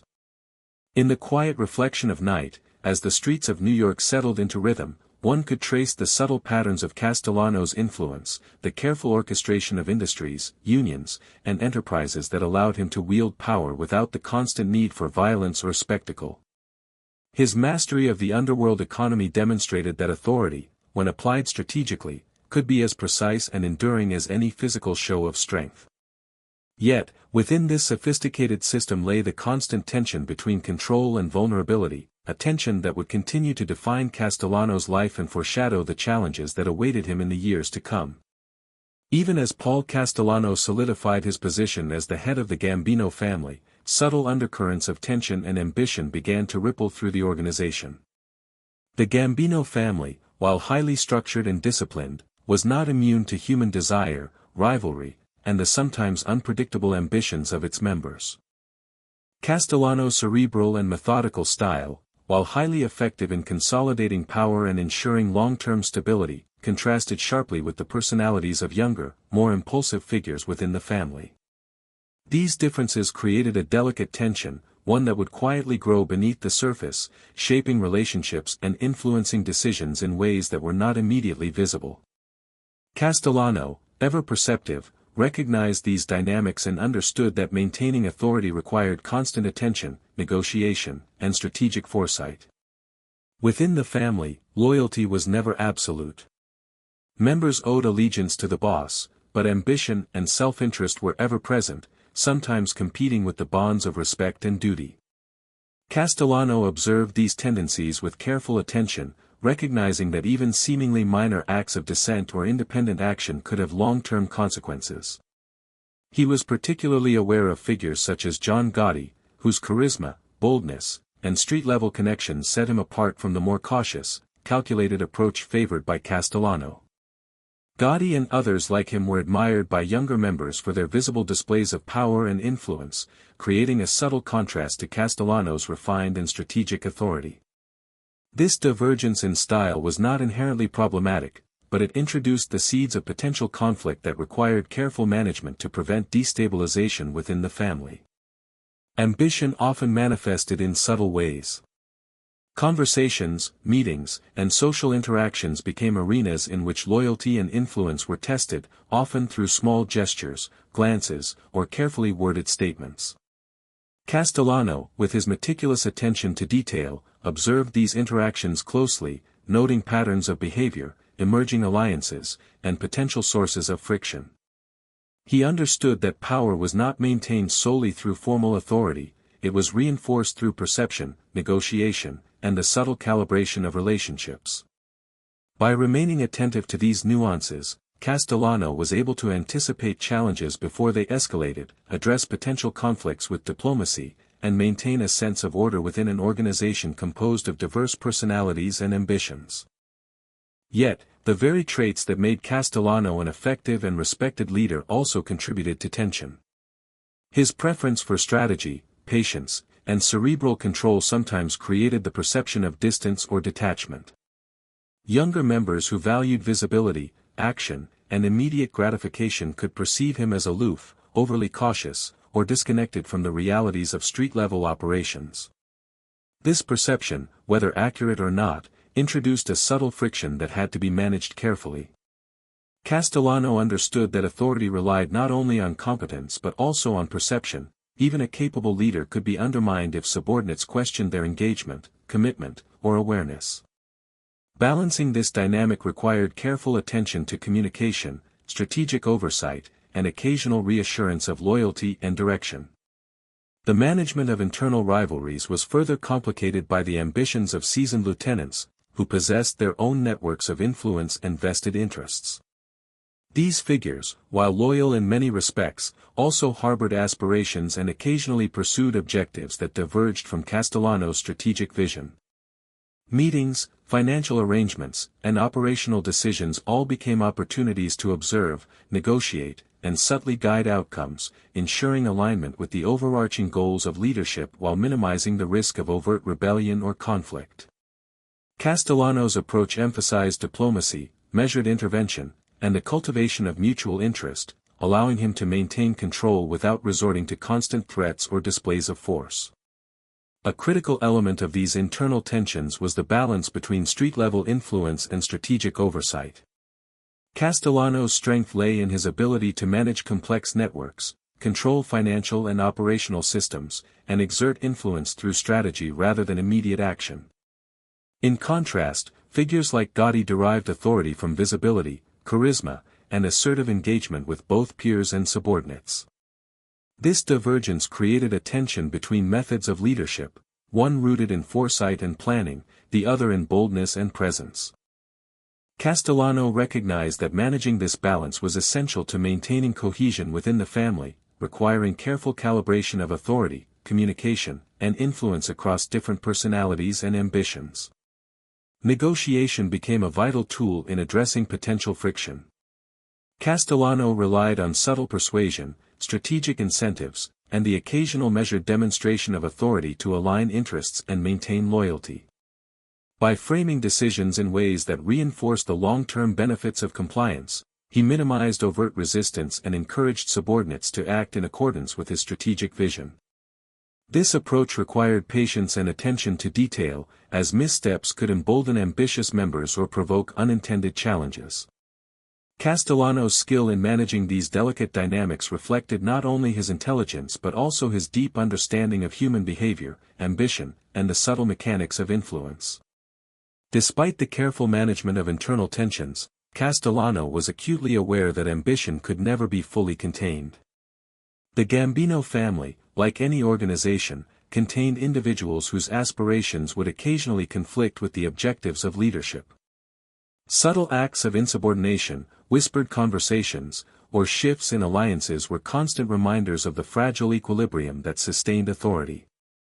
Castellano's strategic mindset enabled him to detect these patterns early, address potential threats discreetly, and maintain the perception of unity and stability.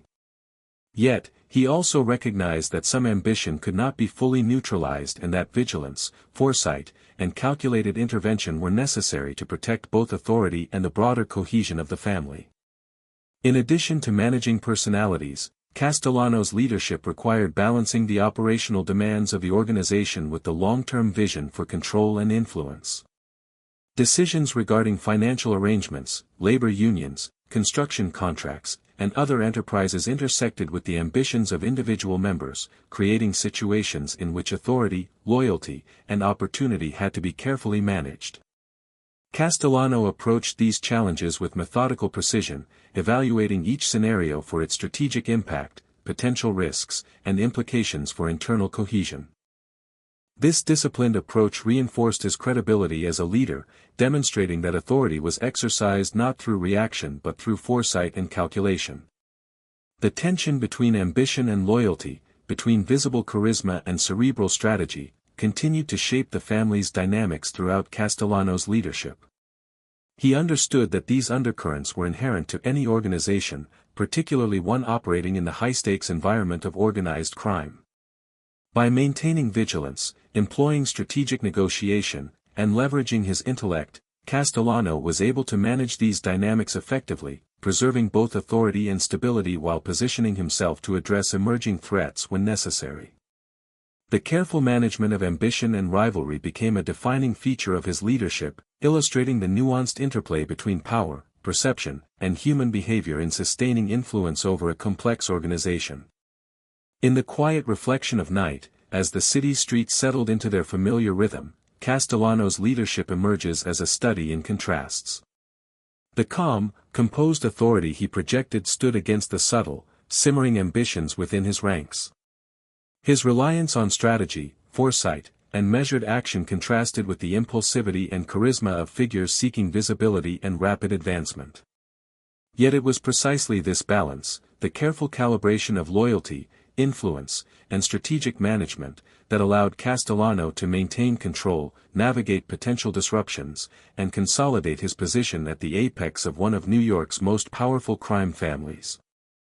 Through patient observation, subtle negotiation, and the disciplined orchestration of relationships, Castellano managed the simmering ambitions and tensions within the Gambino family, preserving cohesion and authority even as challenges quietly brewed beneath the surface.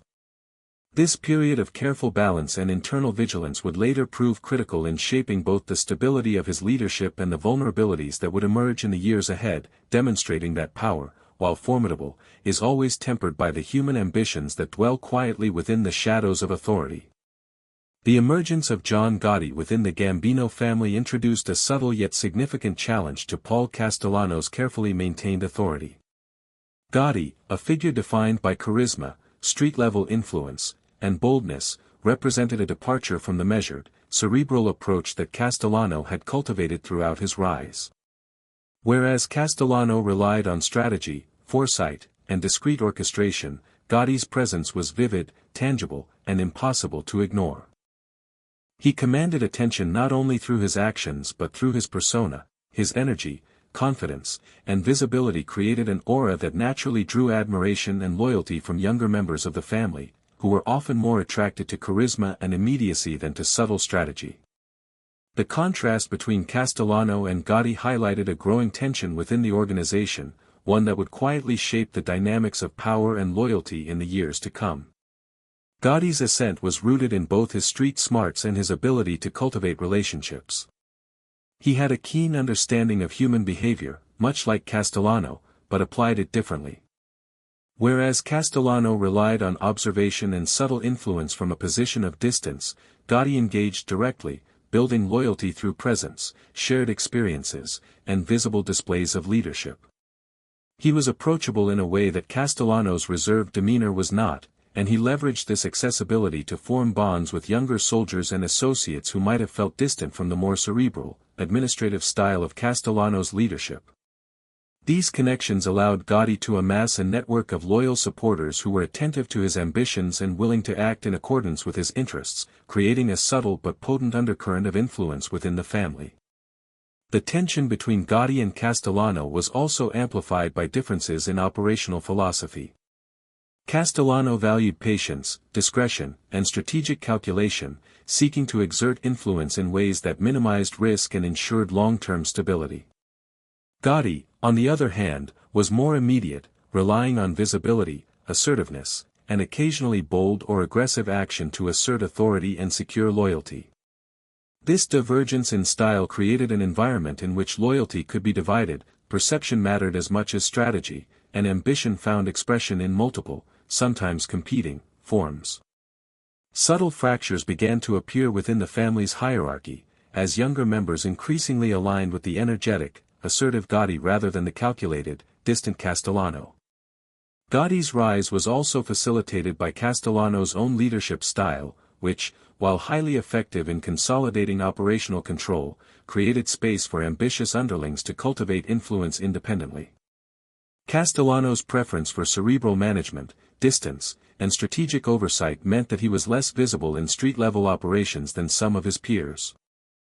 This absence, combined with his emphasis on administrative authority and financial control, inadvertently provided an opportunity for a figure like Gotti to emerge as a charismatic, visible alternative. Soldiers and associates who valued immediacy, action, and recognition naturally gravitated toward Gotti's leadership style, reinforcing the emerging dynamic of subtle opposition within the family. The contrast between Castellano and Gotti was not merely one of personality or method, it was also generational. Gotti represented a newer cohort within the Gambino family, one that was less constrained by tradition and more responsive to immediate outcomes, personal visibility, and assertive action. Castellano, by contrast, embodied the values of patience, discretion, and strategic foresight that had defined the family's operations for decades. This generational divergence heightened the subtle tensions within the organization, as members navigated the competing models of authority and influence. Gotti's approach appealed to younger members' desire for recognition and participation, while Castellano's approach emphasized stability, foresight, and the careful orchestration of power over the long term. The strategic calculations involved in managing this emerging opposition were complex. Castellano recognized that direct confrontation with Gotti could destabilize the family, provoke internal conflict, and attract unwanted attention from rivals or law enforcement. At the same time, inaction risked allowing Gotti's influence to grow unchecked, potentially undermining Castellano's authority over time. This delicate balance required careful attention to perception, negotiation, and the cultivation of loyalty. Castellano engaged with Gotti and other influential figures through a combination of diplomacy, oversight, and selective engagement, seeking to maintain cohesion while mitigating the potential for overt challenge. Gotti's increasing influence was evident in both informal and formal spheres. In day-to-day operations, soldiers and associates began to defer to his judgment, seek his counsel, and align their actions with his interests. In social settings, his presence was magnetic, drawing attention and admiration from those who valued visibility and direct engagement. Castellano observed these developments, aware that while Gotti's style was effective in certain contexts, it also carried risks, namely, the potential to concentrate loyalty around a single, ambitious figure who might eventually challenge authority. Castellano's awareness of these dynamics reflected his intelligence and strategic mindset, yet it also highlighted the inherent vulnerability of leadership that relies heavily on calculation, strategy, and distance. The tension between Castellano and Gotti was further compounded by the personalities of other members of the Gambino family. Some were loyal to Castellano's approach, valuing his experience, discretion, and strategic oversight. Others were drawn to Gotti's visibility, energy, and street-level credibility. This divergence created an environment in which loyalties were fluid, alliances were shifting, and subtle rivalries could influence decision-making, operational control, and internal cohesion. Castellano's challenge was to navigate these dynamics without provoking overt conflict, maintaining the appearance of unity while quietly managing the undercurrents of ambition that threatened to destabilize the organization. Throughout this period, Castellano continued to rely on the principles that had guided his rise: observation, strategic calculation, and measured intervention. He monitored Gotti's influence, assessed emerging alliances, and evaluated potential threats with careful attention to both immediate and long-term consequences.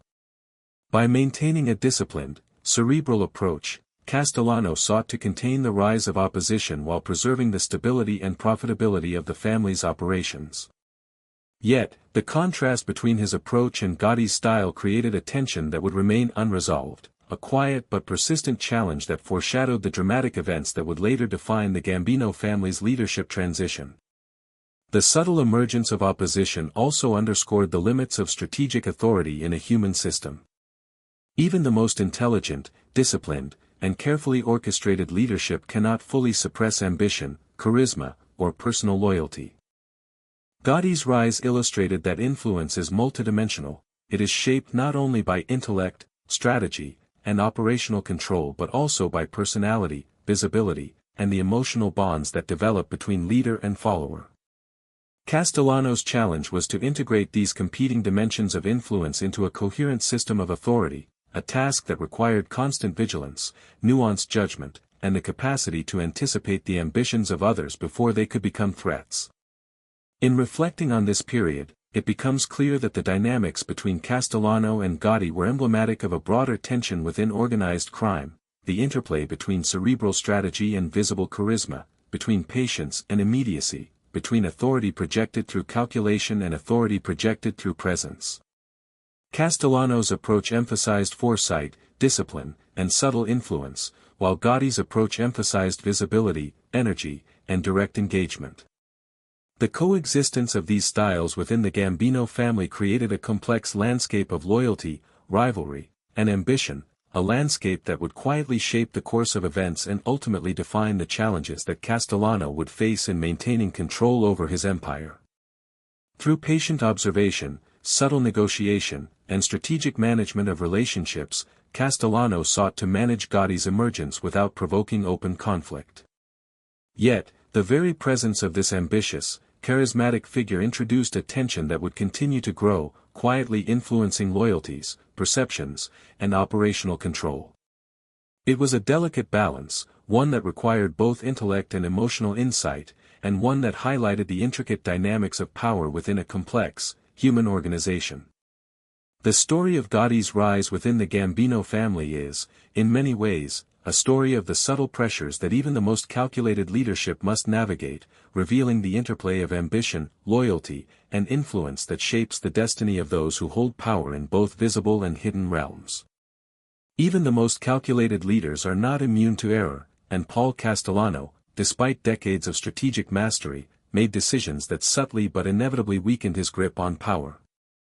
By the early 1980s, the Gambino family was at the peak of its influence under Castellano's direction. The financial operations were vast, control over unions and legitimate enterprises was substantial, and the family's reputation for both sophistication and authority was firmly established. Yet, within this success lay the seeds of vulnerability, subtle miscalculations that were easy to overlook in the steady rhythm of leadership but would later prove pivotal. Castellano's cerebral approach, his reliance on strategy over visibility, and his tendency to distance himself from street-level operations created gaps that ambitious subordinates were keen to exploit. These gaps, though initially imperceptible, began to quietly erode the cohesion and loyalty that had been so carefully cultivated. One of Castellano's most consequential miscalculations involved the management of internal ambition, particularly the underestimation of John Gotti. Castellano had observed Gotti's rise, noting his charisma, visibility, and influence among younger soldiers, but he did not fully appreciate the extent to which Gotti's style could cultivate loyalty independent of Castellano's authority. While Castellano relied on subtle negotiation, strategic oversight, and indirect influence, Gotti built relationships through presence, shared experience, and visible demonstrations of leadership. Castellano's decision to maintain distance rather than engage directly with this emerging rival allowed Gotti to strengthen his base quietly, creating a parallel center of influence within the family. This oversight, minor in Castellano's strategic calculus at the time, would later prove to be a critical vulnerability. Another subtle miscalculation was Castellano's reliance on bureaucratic control and financial leverage at the expense of street-level engagement. His attention to the orchestration of enterprises, contracts, and labor unions was meticulous, yet it inadvertently created a perception among some members that he was removed from the realities of daily operations. Soldiers and associates, particularly those whose influence relied on visibility and immediate action, began to perceive him as distant, aloof, or disconnected. Castellano underestimated the extent to which personal presence, charisma, and direct engagement shaped loyalty in a world where human perception was as powerful as any operational authority. This misjudgment created an opening for ambitious figures to cultivate allegiance and influence, subtly eroding Castellano's control without overt confrontation. Casual decisions regarding promotions and assignments also contributed to the underlying tension. Castellano, consistent with his preference for strategy and discretion, sometimes elevated individuals based on competence, reliability, and alignment with long-term goals rather than on loyalty, visibility, or street credibility. While this approach maintained operational efficiency, it occasionally alienated influential subordinates who expected recognition for visibility, charisma, or connections. These small perceived slights, when combined with Castellano's distance, allowed resentment to accumulate quietly. In a culture where ambition was a constant undercurrent, even minor oversights could become significant vulnerabilities, and Castellano's reliance on calculated decision-making left little room for addressing grievances born of perception or ego. Castellano's approach to managing potential rivals was similarly marked by subtle miscalculations.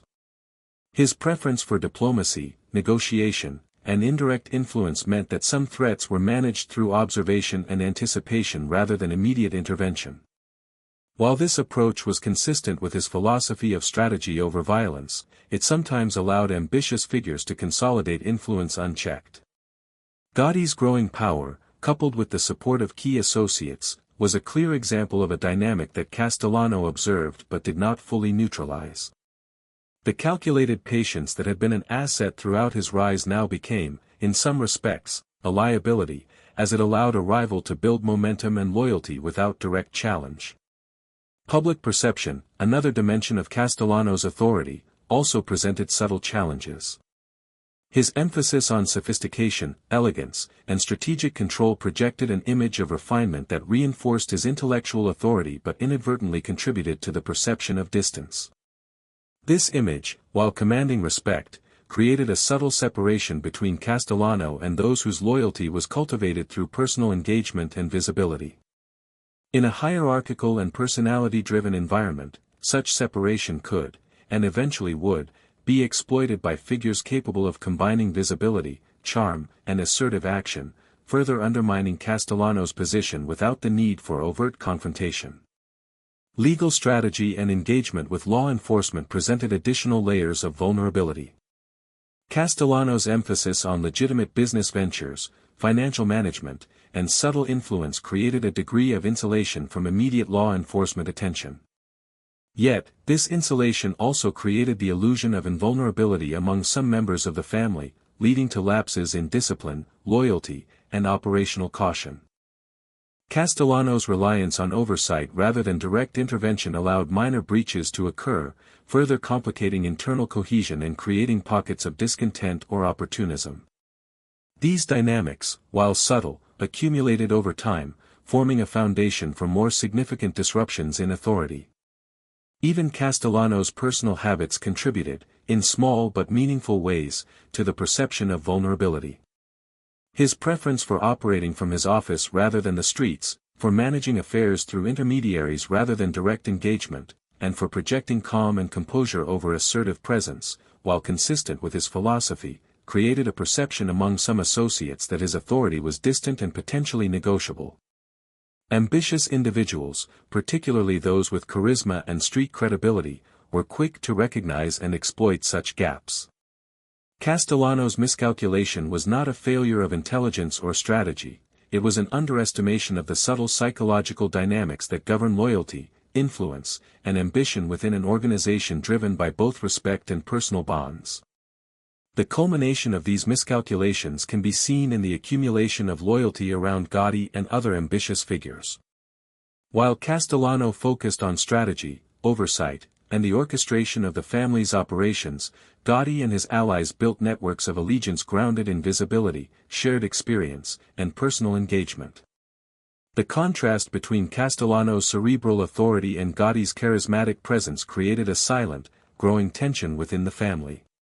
Castellano's misjudgment was not in recognizing the threat, it was in underestimating its potential to disrupt his carefully constructed equilibrium before any overt challenge occurred. Reflecting on this period, it becomes clear that Castellano's miscalculations were both subtle and strategic in nature. They were not failures of intellect, courage, or competence. They were the natural consequences of a leadership philosophy that prioritized foresight, discretion, and calculated influence over visibility, immediate action, and emotional engagement. The very qualities that had propelled him to the pinnacle of power, patience, strategic thinking, and cerebral authority, also contained the seeds of vulnerability when confronted with the ambitions, charisma, and assertiveness of figures like Gotti. Castellano's life illustrates that even the most careful and intelligent leaders must navigate the delicate balance between strategy and perception, intellect and personality, authority and the ambitions of those who operate within its orbit. In the quiet reflection of his office, reviewing operations, finances, and alliances, Castellano may have sensed these subtle vulnerabilities without fully appreciating their implications. The accumulation of small oversights, underestimating the loyalty cultivated by charisma, relying on distance rather than direct engagement, emphasizing strategy over visibility, created conditions in which authority could be quietly challenged. These miscalculations, imperceptible in the moment but cumulative over time, set the stage for the dramatic and irrevocable events that would later define the final chapter of his leadership. Even as Castellano maintained an outward appearance of calm and control, the undercurrents of ambition, rivalry, and perception quietly gathered momentum. His miscalculations, measured in degrees rather than dramatic acts, illustrate the delicate nature of power, how even small oversights, when compounded by human ambition and perception, can slowly erode influence, destabilize authority, and pave the way for unforeseen consequences. In this sense, Castellano's leadership was both brilliant and vulnerable, a testament to the complexity of maintaining power in a world governed as much by perception and loyalty as by strategy, intellect, or operational control. The days leading up to December 16, 1985, were marked by a subtle tension in the streets of New York, an almost imperceptible vibration that those attuned to the rhythms of the underworld could feel but might never fully articulate. For Paul Castellano, the office in Manhattan where he conducted the Gambino family's affairs remained a place of quiet strategy and calculation. He moved through his routines with the same meticulous precision that had characterized decades of leadership, overseeing financial operations, business dealings, and internal communications. Yet, beneath this composed exterior, the currents of ambition, resentment, and rivalry flowed invisibly around him, gathering momentum in ways that were about to converge with a final, irreversible clarity. Castellano's operational style had always relied on foresight and distance. He preferred to conduct his affairs from his office, orchestrating the family's influence across industries, unions, and neighborhoods without venturing unnecessarily into the streets. This approach had served him well for decades, allowing him to maintain control over vast networks of money, labor, and loyalty while minimizing exposure to direct threat. Yet, in the weeks leading up to that December day, the very strategies that had ensured his dominance also contributed to a vulnerability. His absence from the streets, combined with the perception of distance from the younger, more impulsive members of the family, had allowed ambitious figures such as John Gotti to consolidate influence and loyalty in subtle but powerful ways. The stage was set, and the convergence of calculation, ambition, and timing was approaching. The undercurrent of tension was not immediately visible to outsiders. The streets of Manhattan remained busy with their usual hum of taxis, deliveries, and pedestrians, the winter air crisp and carrying the faint smell of exhaust and bakery ovens. To the casual observer, nothing was amiss. Yet in the private corridors of power, conversations were measured, alliances quietly shifting, and plans forming with a precision that required no loud declaration. Castellano, focused on his operational oversight and strategic management, may have been aware of the emerging challenges but could not have fully perceived the scope or immediacy of the threat gathering in the shadows. Ambition, charisma, and impatience were quietly coalescing into a force that would soon intersect with his life in a dramatic, irreversible way. The planning of the events that would culminate in his assassination was both deliberate and meticulous. Those plotting against Castellano understood the patterns of his daily life, the routine, the predictable routes, the habits that, until then, had protected him through consistency and discipline.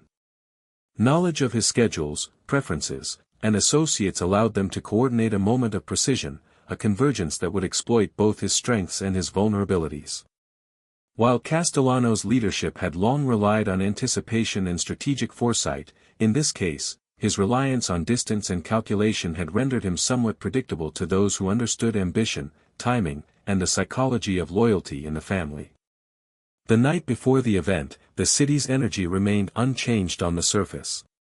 Streets buzzed with the usual activity, restaurants glowed warmly under yellowed lights, taxis wove through traffic with practiced rhythm, and the hum of the metropolis continued unbroken. Yet, in the hidden corridors of power, conversations took on a different quality, measured, urgent, and anticipatory. Plans were finalized, contingencies considered, and roles assigned with the precision of a carefully executed operation. Every detail, from positioning to timing, was calculated to ensure maximum effect with minimal exposure. Those plotting understood that the operation required absolute coordination, and in this quiet, unseen preparation lay a stark contrast to the visible calm of the city streets and Castellano's composed routines. On the morning of December 16, 1985, Castellano's routine proceeded as expected. He attended to his affairs with the same precision that had long defined his leadership, reviewing financial matters, making calls, and overseeing operations. To anyone observing from the outside, it was business as usual, a continuation of the steady rhythm that had characterized his reign. Yet, in the shadows, the culmination of months of subtle maneuvering, observation, and planning was coming to fruition.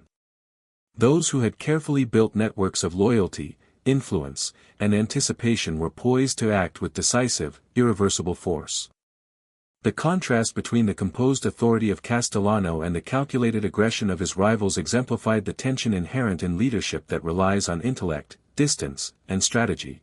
The very qualities that had ensured dominance had, paradoxically, contributed to vulnerability. As Castellano prepared to leave his office, the winter streets of Manhattan were quiet, reflective of the season, yet carrying the usual rhythm of city life, the distant honk of car horns, the crunch of footsteps on icy sidewalks, the muted conversation of pedestrians passing between buildings. These sensory details, unnoticed by many, formed the backdrop to an event that would alter the course of the Gambino family and mark the sudden, violent conclusion of Castellano's reign. In those moments, the contrast between routine and danger was striking. Life moved forward calmly, while in the hidden intersections of planning and ambition, forces converged with silent precision. The choice of location for the operation was deliberate. Sparks Steakhouse, a familiar and seemingly secure venue, became the stage for a meticulously timed confrontation. Castellano's routines, known to those plotting against him, were exploited to create a scenario in which he would be exposed at the precise moment when planning, timing, and coordination aligned perfectly. This choice reflected a deep understanding of both human behavior and environmental control, a tactical application of insight that mirrored Castellano's own mastery, yet directed against him.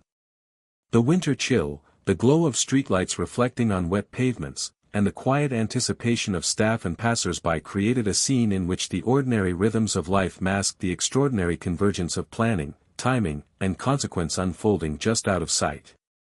Even as Castellano approached the restaurant, unaware of the final convergence of ambition and calculation, the layers of observation, planning, and anticipation were in place.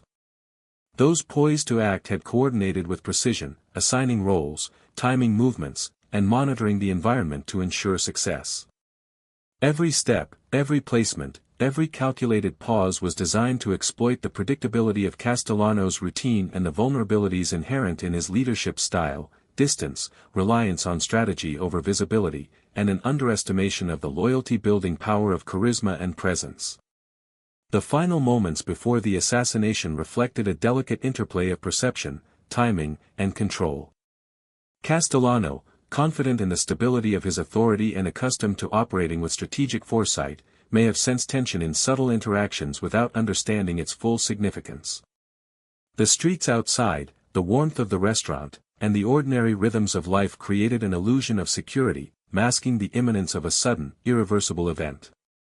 In these moments, the contrast between the calm authority he projected and the precise, coordinated ambition surrounding him became starkly apparent, a reminder that in environments shaped by human desire, intellect and strategy, while powerful, can sometimes be vulnerable to the unforeseen convergence of timing, ambition, and decisiveness. By the time Castellano stepped onto the winter streets of Manhattan, the stage was set. The meticulous orchestration of rivals, the culmination of strategic observation, and the exploitation of vulnerabilities he had inadvertently allowed combined to create a moment in which years of careful planning would meet with decisive action. The calm, ordered world of leadership, strategy, and authority was about to intersect violently with the unpredictable forces of human ambition, loyalty, and resentment, resulting in an event whose consequences would reverberate through the family and the city alike, marking the end of an era and the sudden, dramatic interruption of a reign built on intellect, foresight, and calculated control. The winter evening of December 16, 1985, descended quietly upon Manhattan, casting long shadows across the streets as the city moved with its familiar rhythm. Lights from storefronts and traffic signals reflected off the slick pavements, while distant hums of taxis and the occasional shout of a passerby filled the air. To most, the evening was ordinary, yet in this ordinary world, the extraordinary was about to unfold, a convergence of ambition, planning, and vulnerability that would abruptly end the life of Paul Castellano. The streets themselves, the indifferent backdrop to countless stories unfolding in parallel, bore witness to a moment in which decades of power, strategy, and careful control would collide with the immediacy of violence. Castellano, moving through the familiar corridors of the city, approached Sparks Steakhouse with the routine confidence of a man accustomed to authority. He was aware, perhaps subconsciously, of the subtle tensions that had gathered over the years, the shifting loyalties and quiet ambitions that had begun to challenge the equilibrium he had maintained with such discipline. Yet, even this awareness was tempered by the trust he placed in his carefully constructed networks, in the systems of oversight, loyalty, and influence that had long shielded him from danger. As he arrived at the restaurant, the scene appeared deceptively calm, a place of routine social engagement, a setting in which power and influence had long intersected quietly under the guise of normalcy. The operation against Castellano had been meticulously planned. Every detail, from the timing of his arrival to the positioning of those assigned to act, was calculated with precision. Those orchestrating the attack understood both the predictable rhythms of Castellano's routine and the vulnerabilities inherent in his leadership style. His preference for distance, reliance on strategic oversight rather than personal engagement, and the underestimation of the loyalty cultivated by more visible, charismatic figures had created an opening that could be exploited with careful timing. The individuals involved moved with disciplined coordination, each aware of role, timing, and objective, ensuring that the convergence of planning, opportunity, and execution would be seamless. As Castellano stepped from the vehicle, the cold winter air brushing against his tailored suit, the ordinary city scene masked the extraordinary tension just steps away. The restaurant's warm glow, the faint clatter of silverware, and the subtle chatter of diners created a veneer of normalcy, a deceptive calm under which forces long in preparation were poised to act. Observers in the vicinity, unaware of the underlying drama, would have perceived nothing amiss. The city's rhythm continued uninterrupted, indifferent to the orchestration of ambition and consequence unfolding in its midst. Yet for those intimately involved, every movement, every glance, and every calculated pause carried significance, a prelude to the sudden culmination of years of strategic planning and simmering tension. The moment of execution was both sudden and precise. As Castellano approached the restaurant entrance, the individuals poised to act closed the gap with measured intent. Their movements, practiced and rehearsed, reflected the culmination of careful observation, timing, and coordination. What unfolded was a brief, stark interruption of the ordinary, a convergence of planning and opportunity that transformed a routine evening into a defining event in the history of the Gambino family. The suddenness of the act contrasted sharply with the calm authority Castellano had projected moments before, highlighting the fragility inherent in power that relies on intellect, strategy, and indirect influence in the face of immediate, decisive action. The chaos of the assassination, though rapid and precise, was experienced differently by those present in the immediate vicinity. Staff, diners, and passers-by were drawn into a scene of sudden violence, their perceptions shaped by the abrupt collision of normalcy and danger. The faint echoes of footsteps, the unexpected sounds of conflict, and the rapid sequence of events created a moment suspended between shock and comprehension. Observers, initially processing the incongruity of the scene, became acutely aware of the disruption of order, the sudden intrusion of lethal intent into a space that had appeared familiar and safe. The immediate aftermath of Paul Castellano's assassination sent ripples of shock and uncertainty through the Gambino family, the streets of New York, and even the wider networks of organized crime across the city. The winter air still hung crisp over Manhattan, the reflective pavements glistening under the streetlights, but the rhythms of the streets now carried a tension invisible to most pedestrians. Within the Gambino family, the event was not only a tragic loss of leadership but a profound disruption to the carefully orchestrated balance of authority, loyalty, and influence that Castellano had painstakingly maintained. Soldiers, associates, and lieutenants alike were left to process the sudden, violent removal of a boss whose presence had long been the stabilizing axis of the organization. The quiet shock that followed was amplified by the contrast between Castellano's composed, strategic authority and the abruptness of its violent end. Inside the family, reactions varied according to proximity, ambition, and temperament. Long-standing allies of Castellano were struck by disbelief, their understanding of hierarchy and loyalty upended by the sudden removal of a figure who had exercised authority with intelligence and foresight for decades.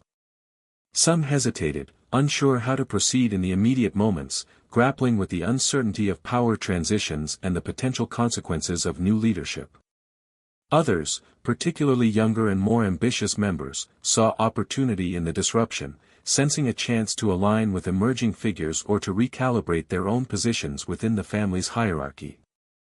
The assassination, sudden and public, created a vacuum not only of authority but of direction, challenging members to reassess their loyalties and strategies in real time. The streets surrounding Sparks Steakhouse bore witness to a quieter form of chaos.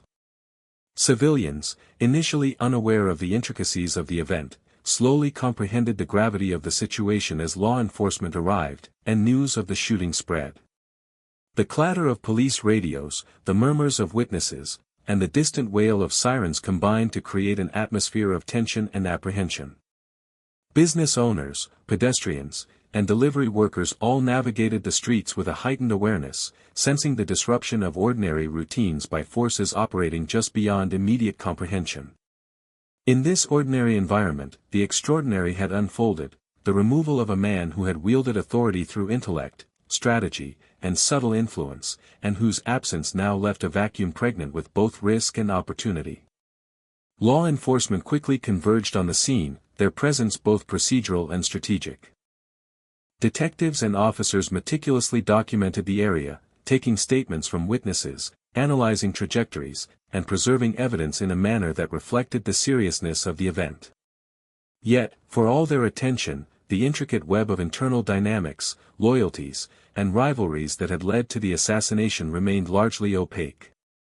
Castellano's world operated in layers, and the motivations, planning, and subtle orchestration behind his death were invisible to outsiders, leaving law enforcement to interpret fragments of action within the broader context of organized crime. The interplay between observable events and hidden networks underscored the complexity of influence, control, and consequence in a world shaped by both visibility and secrecy. Within the Gambino family, the psychological impact was profound. Castellano's assassination was not merely a loss of operational control, it represented the sudden interruption of decades of calculated leadership, a removal of the stabilizing force that had maintained order, discipline, and strategic oversight. Members were forced to confront the vulnerability of even the most meticulous leadership, recognizing that authority, no matter how intelligent, calculated, or respected, could be violently disrupted by ambition, opportunity, and decisive action. This realization reverberated quietly through conversations, alliances, and the mental calculations of those navigating the new landscape of power. Subtle realignments began immediately. Soldiers and associates evaluated their positions, weighing loyalty to Castellano against emerging opportunities with figures like John Gotti, whose charisma, visibility, and street-level influence were increasingly apparent. These calculations, while internal and often silent, had real consequences, decisions about allegiance, initiative, and action could shift the balance of power within hours. The assassination created both a vacuum and a catalyst, accelerating dynamics that had long simmered beneath the surface and forcing individuals to act decisively or risk marginalization in a suddenly transformed hierarchy. The media's response added another layer of consequence.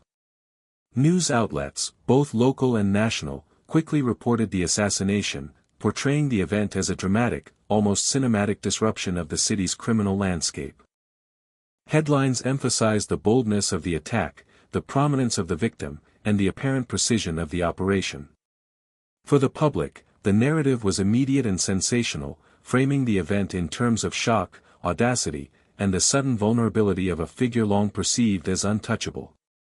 This external perception contrasted sharply with the internal reality of the Gambino family, where the removal of Castellano was simultaneously an operational disruption and a strategic inflection point. Amid this turbulence, the undercurrent of opportunity became increasingly visible. Ambitious figures within the family, aware of Castellano's absence and the disruption it caused, began to position themselves, cultivating loyalty, assessing threats, and anticipating the next moves of rivals. The quiet, strategic patience that Castellano had embodied gave way, in these moments, to an environment where initiative, visibility, and decisiveness became paramount. Relationships that had been stable under Castellano's careful orchestration were now open to reinterpretation, as alliances, loyalties, and ambitions were recalibrated in real time. The assassination thus became both an ending and a beginning, the closure of Castellano's reign and the opening of a dynamic, uncertain phase of power consolidation and contestation. The city itself, seemingly indifferent to the drama, continued its rhythms, creating a striking contrast to the intense, localized upheaval. Pedestrians walked past streetlights and shop windows, taxis continued their loops through congested avenues, and the distant sounds of commerce and domestic life persisted. This juxtaposition, the ordinary continuity of city life against the extraordinary rupture of calculated violence, underscored the dual nature of organized crime in New York, operating invisibly, yet with profound impact when action intersected with opportunity. Castellano's removal was not only a personal tragedy but a demonstration of the delicate balance between strategy, authority, and human ambition, a reminder that even the most carefully orchestrated systems can be disrupted by decisive, calculated action. In the immediate hours and days following the assassination, law enforcement, family members, and observers alike began to comprehend the broader implications. The Gambino family, long regarded as a model of order and strategic leadership under Castellano, faced an abrupt test of cohesion, loyalty, and succession. Subtle shifts in alliances, the reassessment of authority, and the realignment of loyalty networks all occurred beneath the surface, quietly but decisively shaping the family's trajectory. The assassination revealed not only the consequences of ambition and decisiveness but also the latent vulnerabilities inherent in a system built on intellect, strategy, and indirect influence rather than overt visibility or direct engagement. Ultimately, the immediate aftermath of Castellano's assassination was a complex interplay of shock, recalibration, and the emergence of opportunity.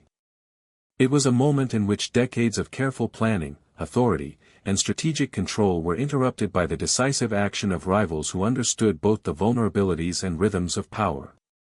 The quiet tension that followed, as members evaluated loyalties, reassessed positions, and anticipated the next moves, marked the beginning of a new chapter in the Gambino family's history, a chapter defined by rapid recalibration, the assertion of ambition, and the subtle yet profound realignments that accompany the sudden absence of leadership. The sudden removal of Paul Castellano created an immediate and profound shift within the Gambino family, a void in leadership that was as dangerous as it was opportune. In the wake of the assassination, one figure emerged with the visibility, charisma, and decisiveness to fill the gap: John Gotti. Unlike Castellano, whose authority had been rooted in strategy, intellect, and careful orchestration, Gotti's rise was characterized by presence, energy, and the ability to command loyalty through personal engagement and action. He had long been aware of the undercurrents of ambition within the family, observing the fractures and subtle tensions that Castellano's distant leadership style had inadvertently cultivated. With Castellano removed from the equation, Gotti seized the opportunity to consolidate power, moving swiftly to assert dominance while maintaining the appearance of legitimacy and order. Gotti's ascent was not an impulsive reaction to Castellano's absence, it was the culmination of years of careful positioning, relationship building, and cultivation of loyalty among key members of the family. He had understood, long before the events of December 16, the importance of visibility, charisma, and the subtle art of influence. Soldiers and associates who felt distanced from Castellano's cerebral authority found in Gotti a leader who was approachable, decisive, and visibly engaged in both street-level operations and strategic decision-making. His style contrasted sharply with Castellano's methodical distance, offering a compelling alternative that naturally attracted both admiration and allegiance. This foundation of support allowed Gotti to transition quickly from a figure of rising influence to the uncontested head of the Gambino family. The mechanics of Gotti's consolidation of power were precise and deliberate. In the immediate aftermath of Castellano's assassination, Gotti moved to secure loyalty among key lieutenants and associates, ensuring that those with operational authority recognized his ascendancy. He engaged directly with soldiers, leveraging both personal charisma and practical incentives to solidify allegiance. At the same time, he projected an image of continuity and stability, reassuring members that the family's operations, financial systems, and influence would continue without disruption. This balance of assertive action and strategic presentation demonstrated Gotti's acute understanding of both human psychology and organizational dynamics, allowing him to convert opportunity into lasting authority with remarkable efficiency. Gotti's approach to leadership also highlighted a fundamental difference in philosophy from Castellano. Whereas Castellano had relied on intellect, strategic oversight, and subtle manipulation, Gotti relied on visibility, decisiveness, and the cultivation of personal loyalty through direct engagement.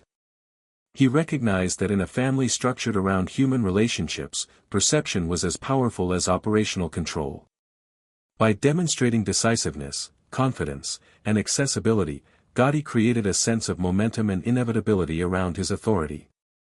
Members who may have hesitated or questioned allegiance under Castellano now saw in Gotti a leader whose presence was palpable and whose ambition was unmistakable, reinforcing loyalty through both admiration and the implicit understanding that alignment with him was essential for survival and opportunity. The transition of leadership was not without its challenges. The removal of Castellano, though decisive, had disrupted a complex hierarchy and a system of influence that had been carefully cultivated over decades. Gotti had to navigate these fractured dynamics, balancing the interests of established lieutenants with the ambitions of emerging figures, all while maintaining operational continuity across industries, unions, and criminal enterprises. He applied both strategic foresight and situational awareness, ensuring that loyalty was secured not only through personal charisma but also through the management of financial, operational, and relational levers of influence. This multidimensional approach reinforced his authority while minimizing the potential for immediate disruption or revolt within the organization. Gotti's rise was also facilitated by his ability to project decisiveness in moments of uncertainty. The immediate aftermath of Castellano's death created a climate of ambiguity. Soldiers, lieutenants, and associates were uncertain about the direction of the family, the balance of authority, and the intentions of emerging leaders. Gotti's visibility, energy, and direct engagement provided a sense of clarity and decisiveness that contrasted sharply with the previous leadership's cerebral and distant style. This projection of authority not only reassured loyalists but also served to subtly discourage challenges, as the perception of momentum and inevitability can be as persuasive as direct action in consolidating power. At the same time, Gotti recognized the importance of strategic timing and the careful orchestration of events. He did not rush into overt displays of violence or confrontation. Instead, he allowed the environment of uncertainty, loyalty shifts, and latent ambition to stabilize around his emerging authority. By exercising patience and observation in the critical early moments, he ensured that his ascent was perceived as both legitimate and unavoidable. This combination of visibility, charisma, and strategic restraint distinguished Gotti from other potential rivals, solidifying his position as the natural successor in a turbulent and rapidly shifting landscape. The consolidation of operational control was another critical aspect of Gotti's rise. He moved to assert authority over financial operations, labor arrangements, and business networks, ensuring that the family's influence continued to extend across both legitimate and illicit domains. By taking swift action to secure these levers of power, Gotti reinforced the perception that leadership had transitioned seamlessly, maintaining both operational continuity and the confidence of those whose work and loyalty were essential to the family's ongoing influence. In this way, he transformed opportunity into enduring authority, converting the abrupt disruption of Castellano's assassination into a stable foundation for his own leadership. Gotti's rise also reflected his understanding of human behavior and organizational psychology. He recognized that ambition, loyalty, and perception were intertwined, and he leveraged these dynamics to reinforce his authority. By cultivating relationships with key figures, rewarding loyalty, and subtly neutralizing potential sources of dissent, he created an environment in which allegiance to him became both attractive and prudent. His approach highlighted the interplay between personal charisma, visibility, and strategic management, illustrating that leadership in such a complex and human-centered organization required both relational intelligence and operational acumen. In addition to consolidating internal support, Gotti was attentive to external perception. Within the broader landscape of organized crime in New York, his rise signaled both continuity and change. To rival families, law enforcement, and business contacts, Gotti projected an image of decisiveness, competence, and authority, reinforcing the legitimacy of his leadership while subtly demonstrating that the Gambino family remained a formidable and stable force despite the sudden removal of Castellano. This careful management of external perception complemented his internal consolidation, ensuring that power was recognized across multiple spheres of influence. By the early months following Castellano's death, Gotti had firmly established himself as the uncontested head of the Gambino family. The combination of visibility, charisma, strategic foresight, and operational decisiveness allowed him to transform a sudden opportunity into enduring authority. Soldiers, lieutenants, and associates aligned with him, loyalty networks consolidated, and the family's enterprises continued to function with continuity and efficiency. Gotti's rise exemplified the interplay between ambition, opportunity, and strategic action in the pursuit of power, illustrating how careful observation, personal engagement, and decisive leadership can convert disruption into dominance. Through this period, the contrast between Castellano's cerebral, strategic approach and Gotti's energetic, visible, and decisive style becomes clear. Castellano had relied on intellect, foresight, and subtle orchestration, while Gotti relied on charisma, presence, and immediate engagement. The transition of leadership highlighted not only the vulnerabilities inherent in distant authority but also the effectiveness of decisiveness, visibility, and relational intelligence in consolidating power quickly and enduringly.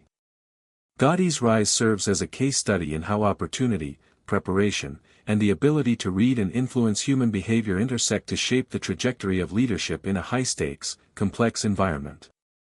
The ascension of John Gotti to the head of the Gambino family marked a new era in both leadership style and organizational dynamics. Where Paul Castellano had relied on meticulous strategy, distance, and the orchestration of influence from a calculated remove, Gotti's approach was direct, energetic, and grounded in visibility.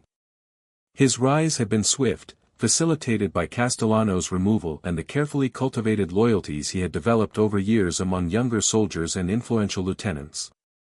Yet, consolidating power after the assassination was not merely a matter of occupying the vacant throne, it required an active, multifaceted effort to stabilize the family, assert authority, and maintain operational continuity across a sprawling and complex network of enterprises. Gotti's early reign would be defined by the balancing of charisma with strategy, decisiveness with patience, and personal influence with organizational oversight.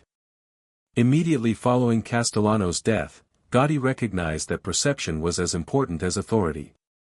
The Gambino family had long been a symbol of both discipline and sophistication under Castellano, and abrupt change risked instability. To mitigate this, Gotti presented himself with confidence, decisiveness, and a visible presence that reassured loyalists and subtly discouraged potential challengers. He understood that authority was not merely declared, it had to be demonstrated, recognized, and internalized by those whose loyalty was critical to sustaining power.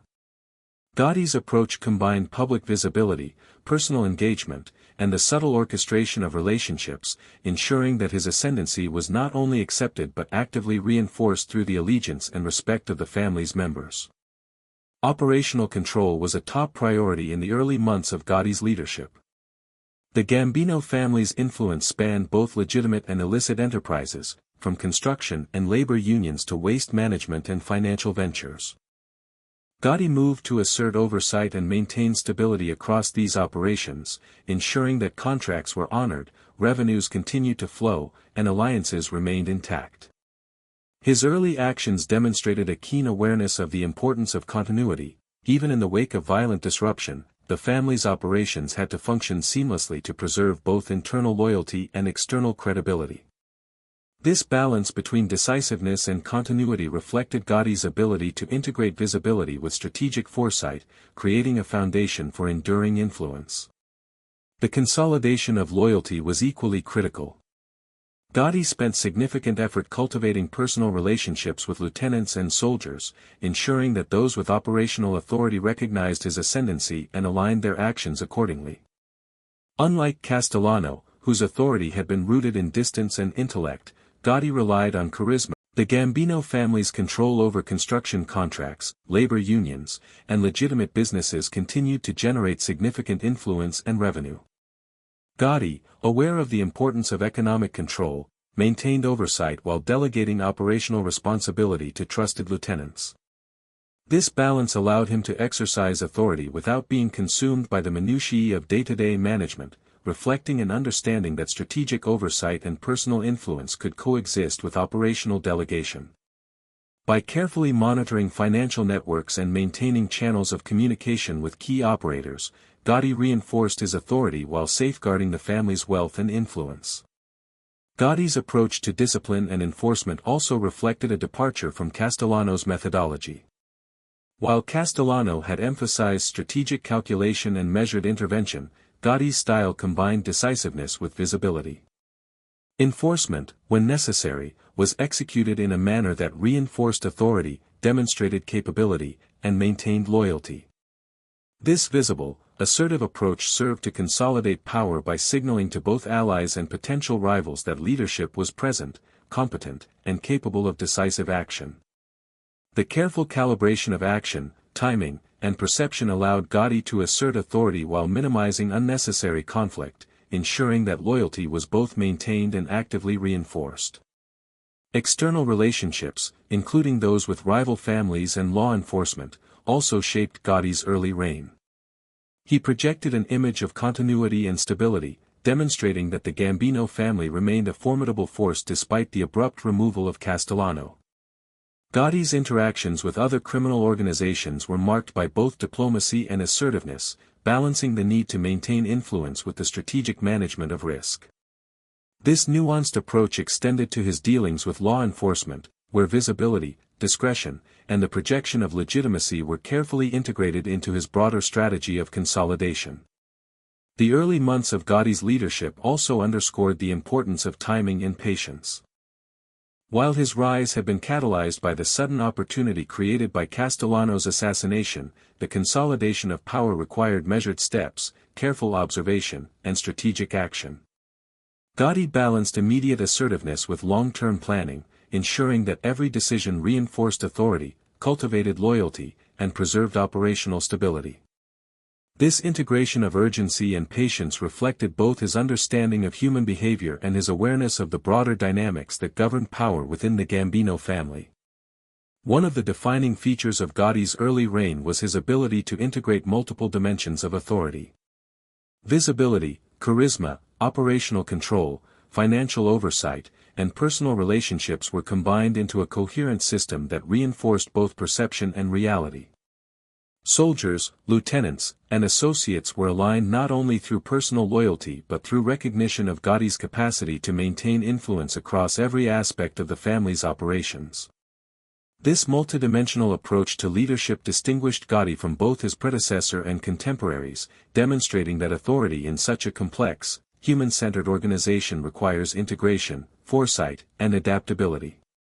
By consolidating control over the family's operations, reinforcing loyalty among members, and projecting visibility and decisiveness, Gotti established a new equilibrium within the Gambino family.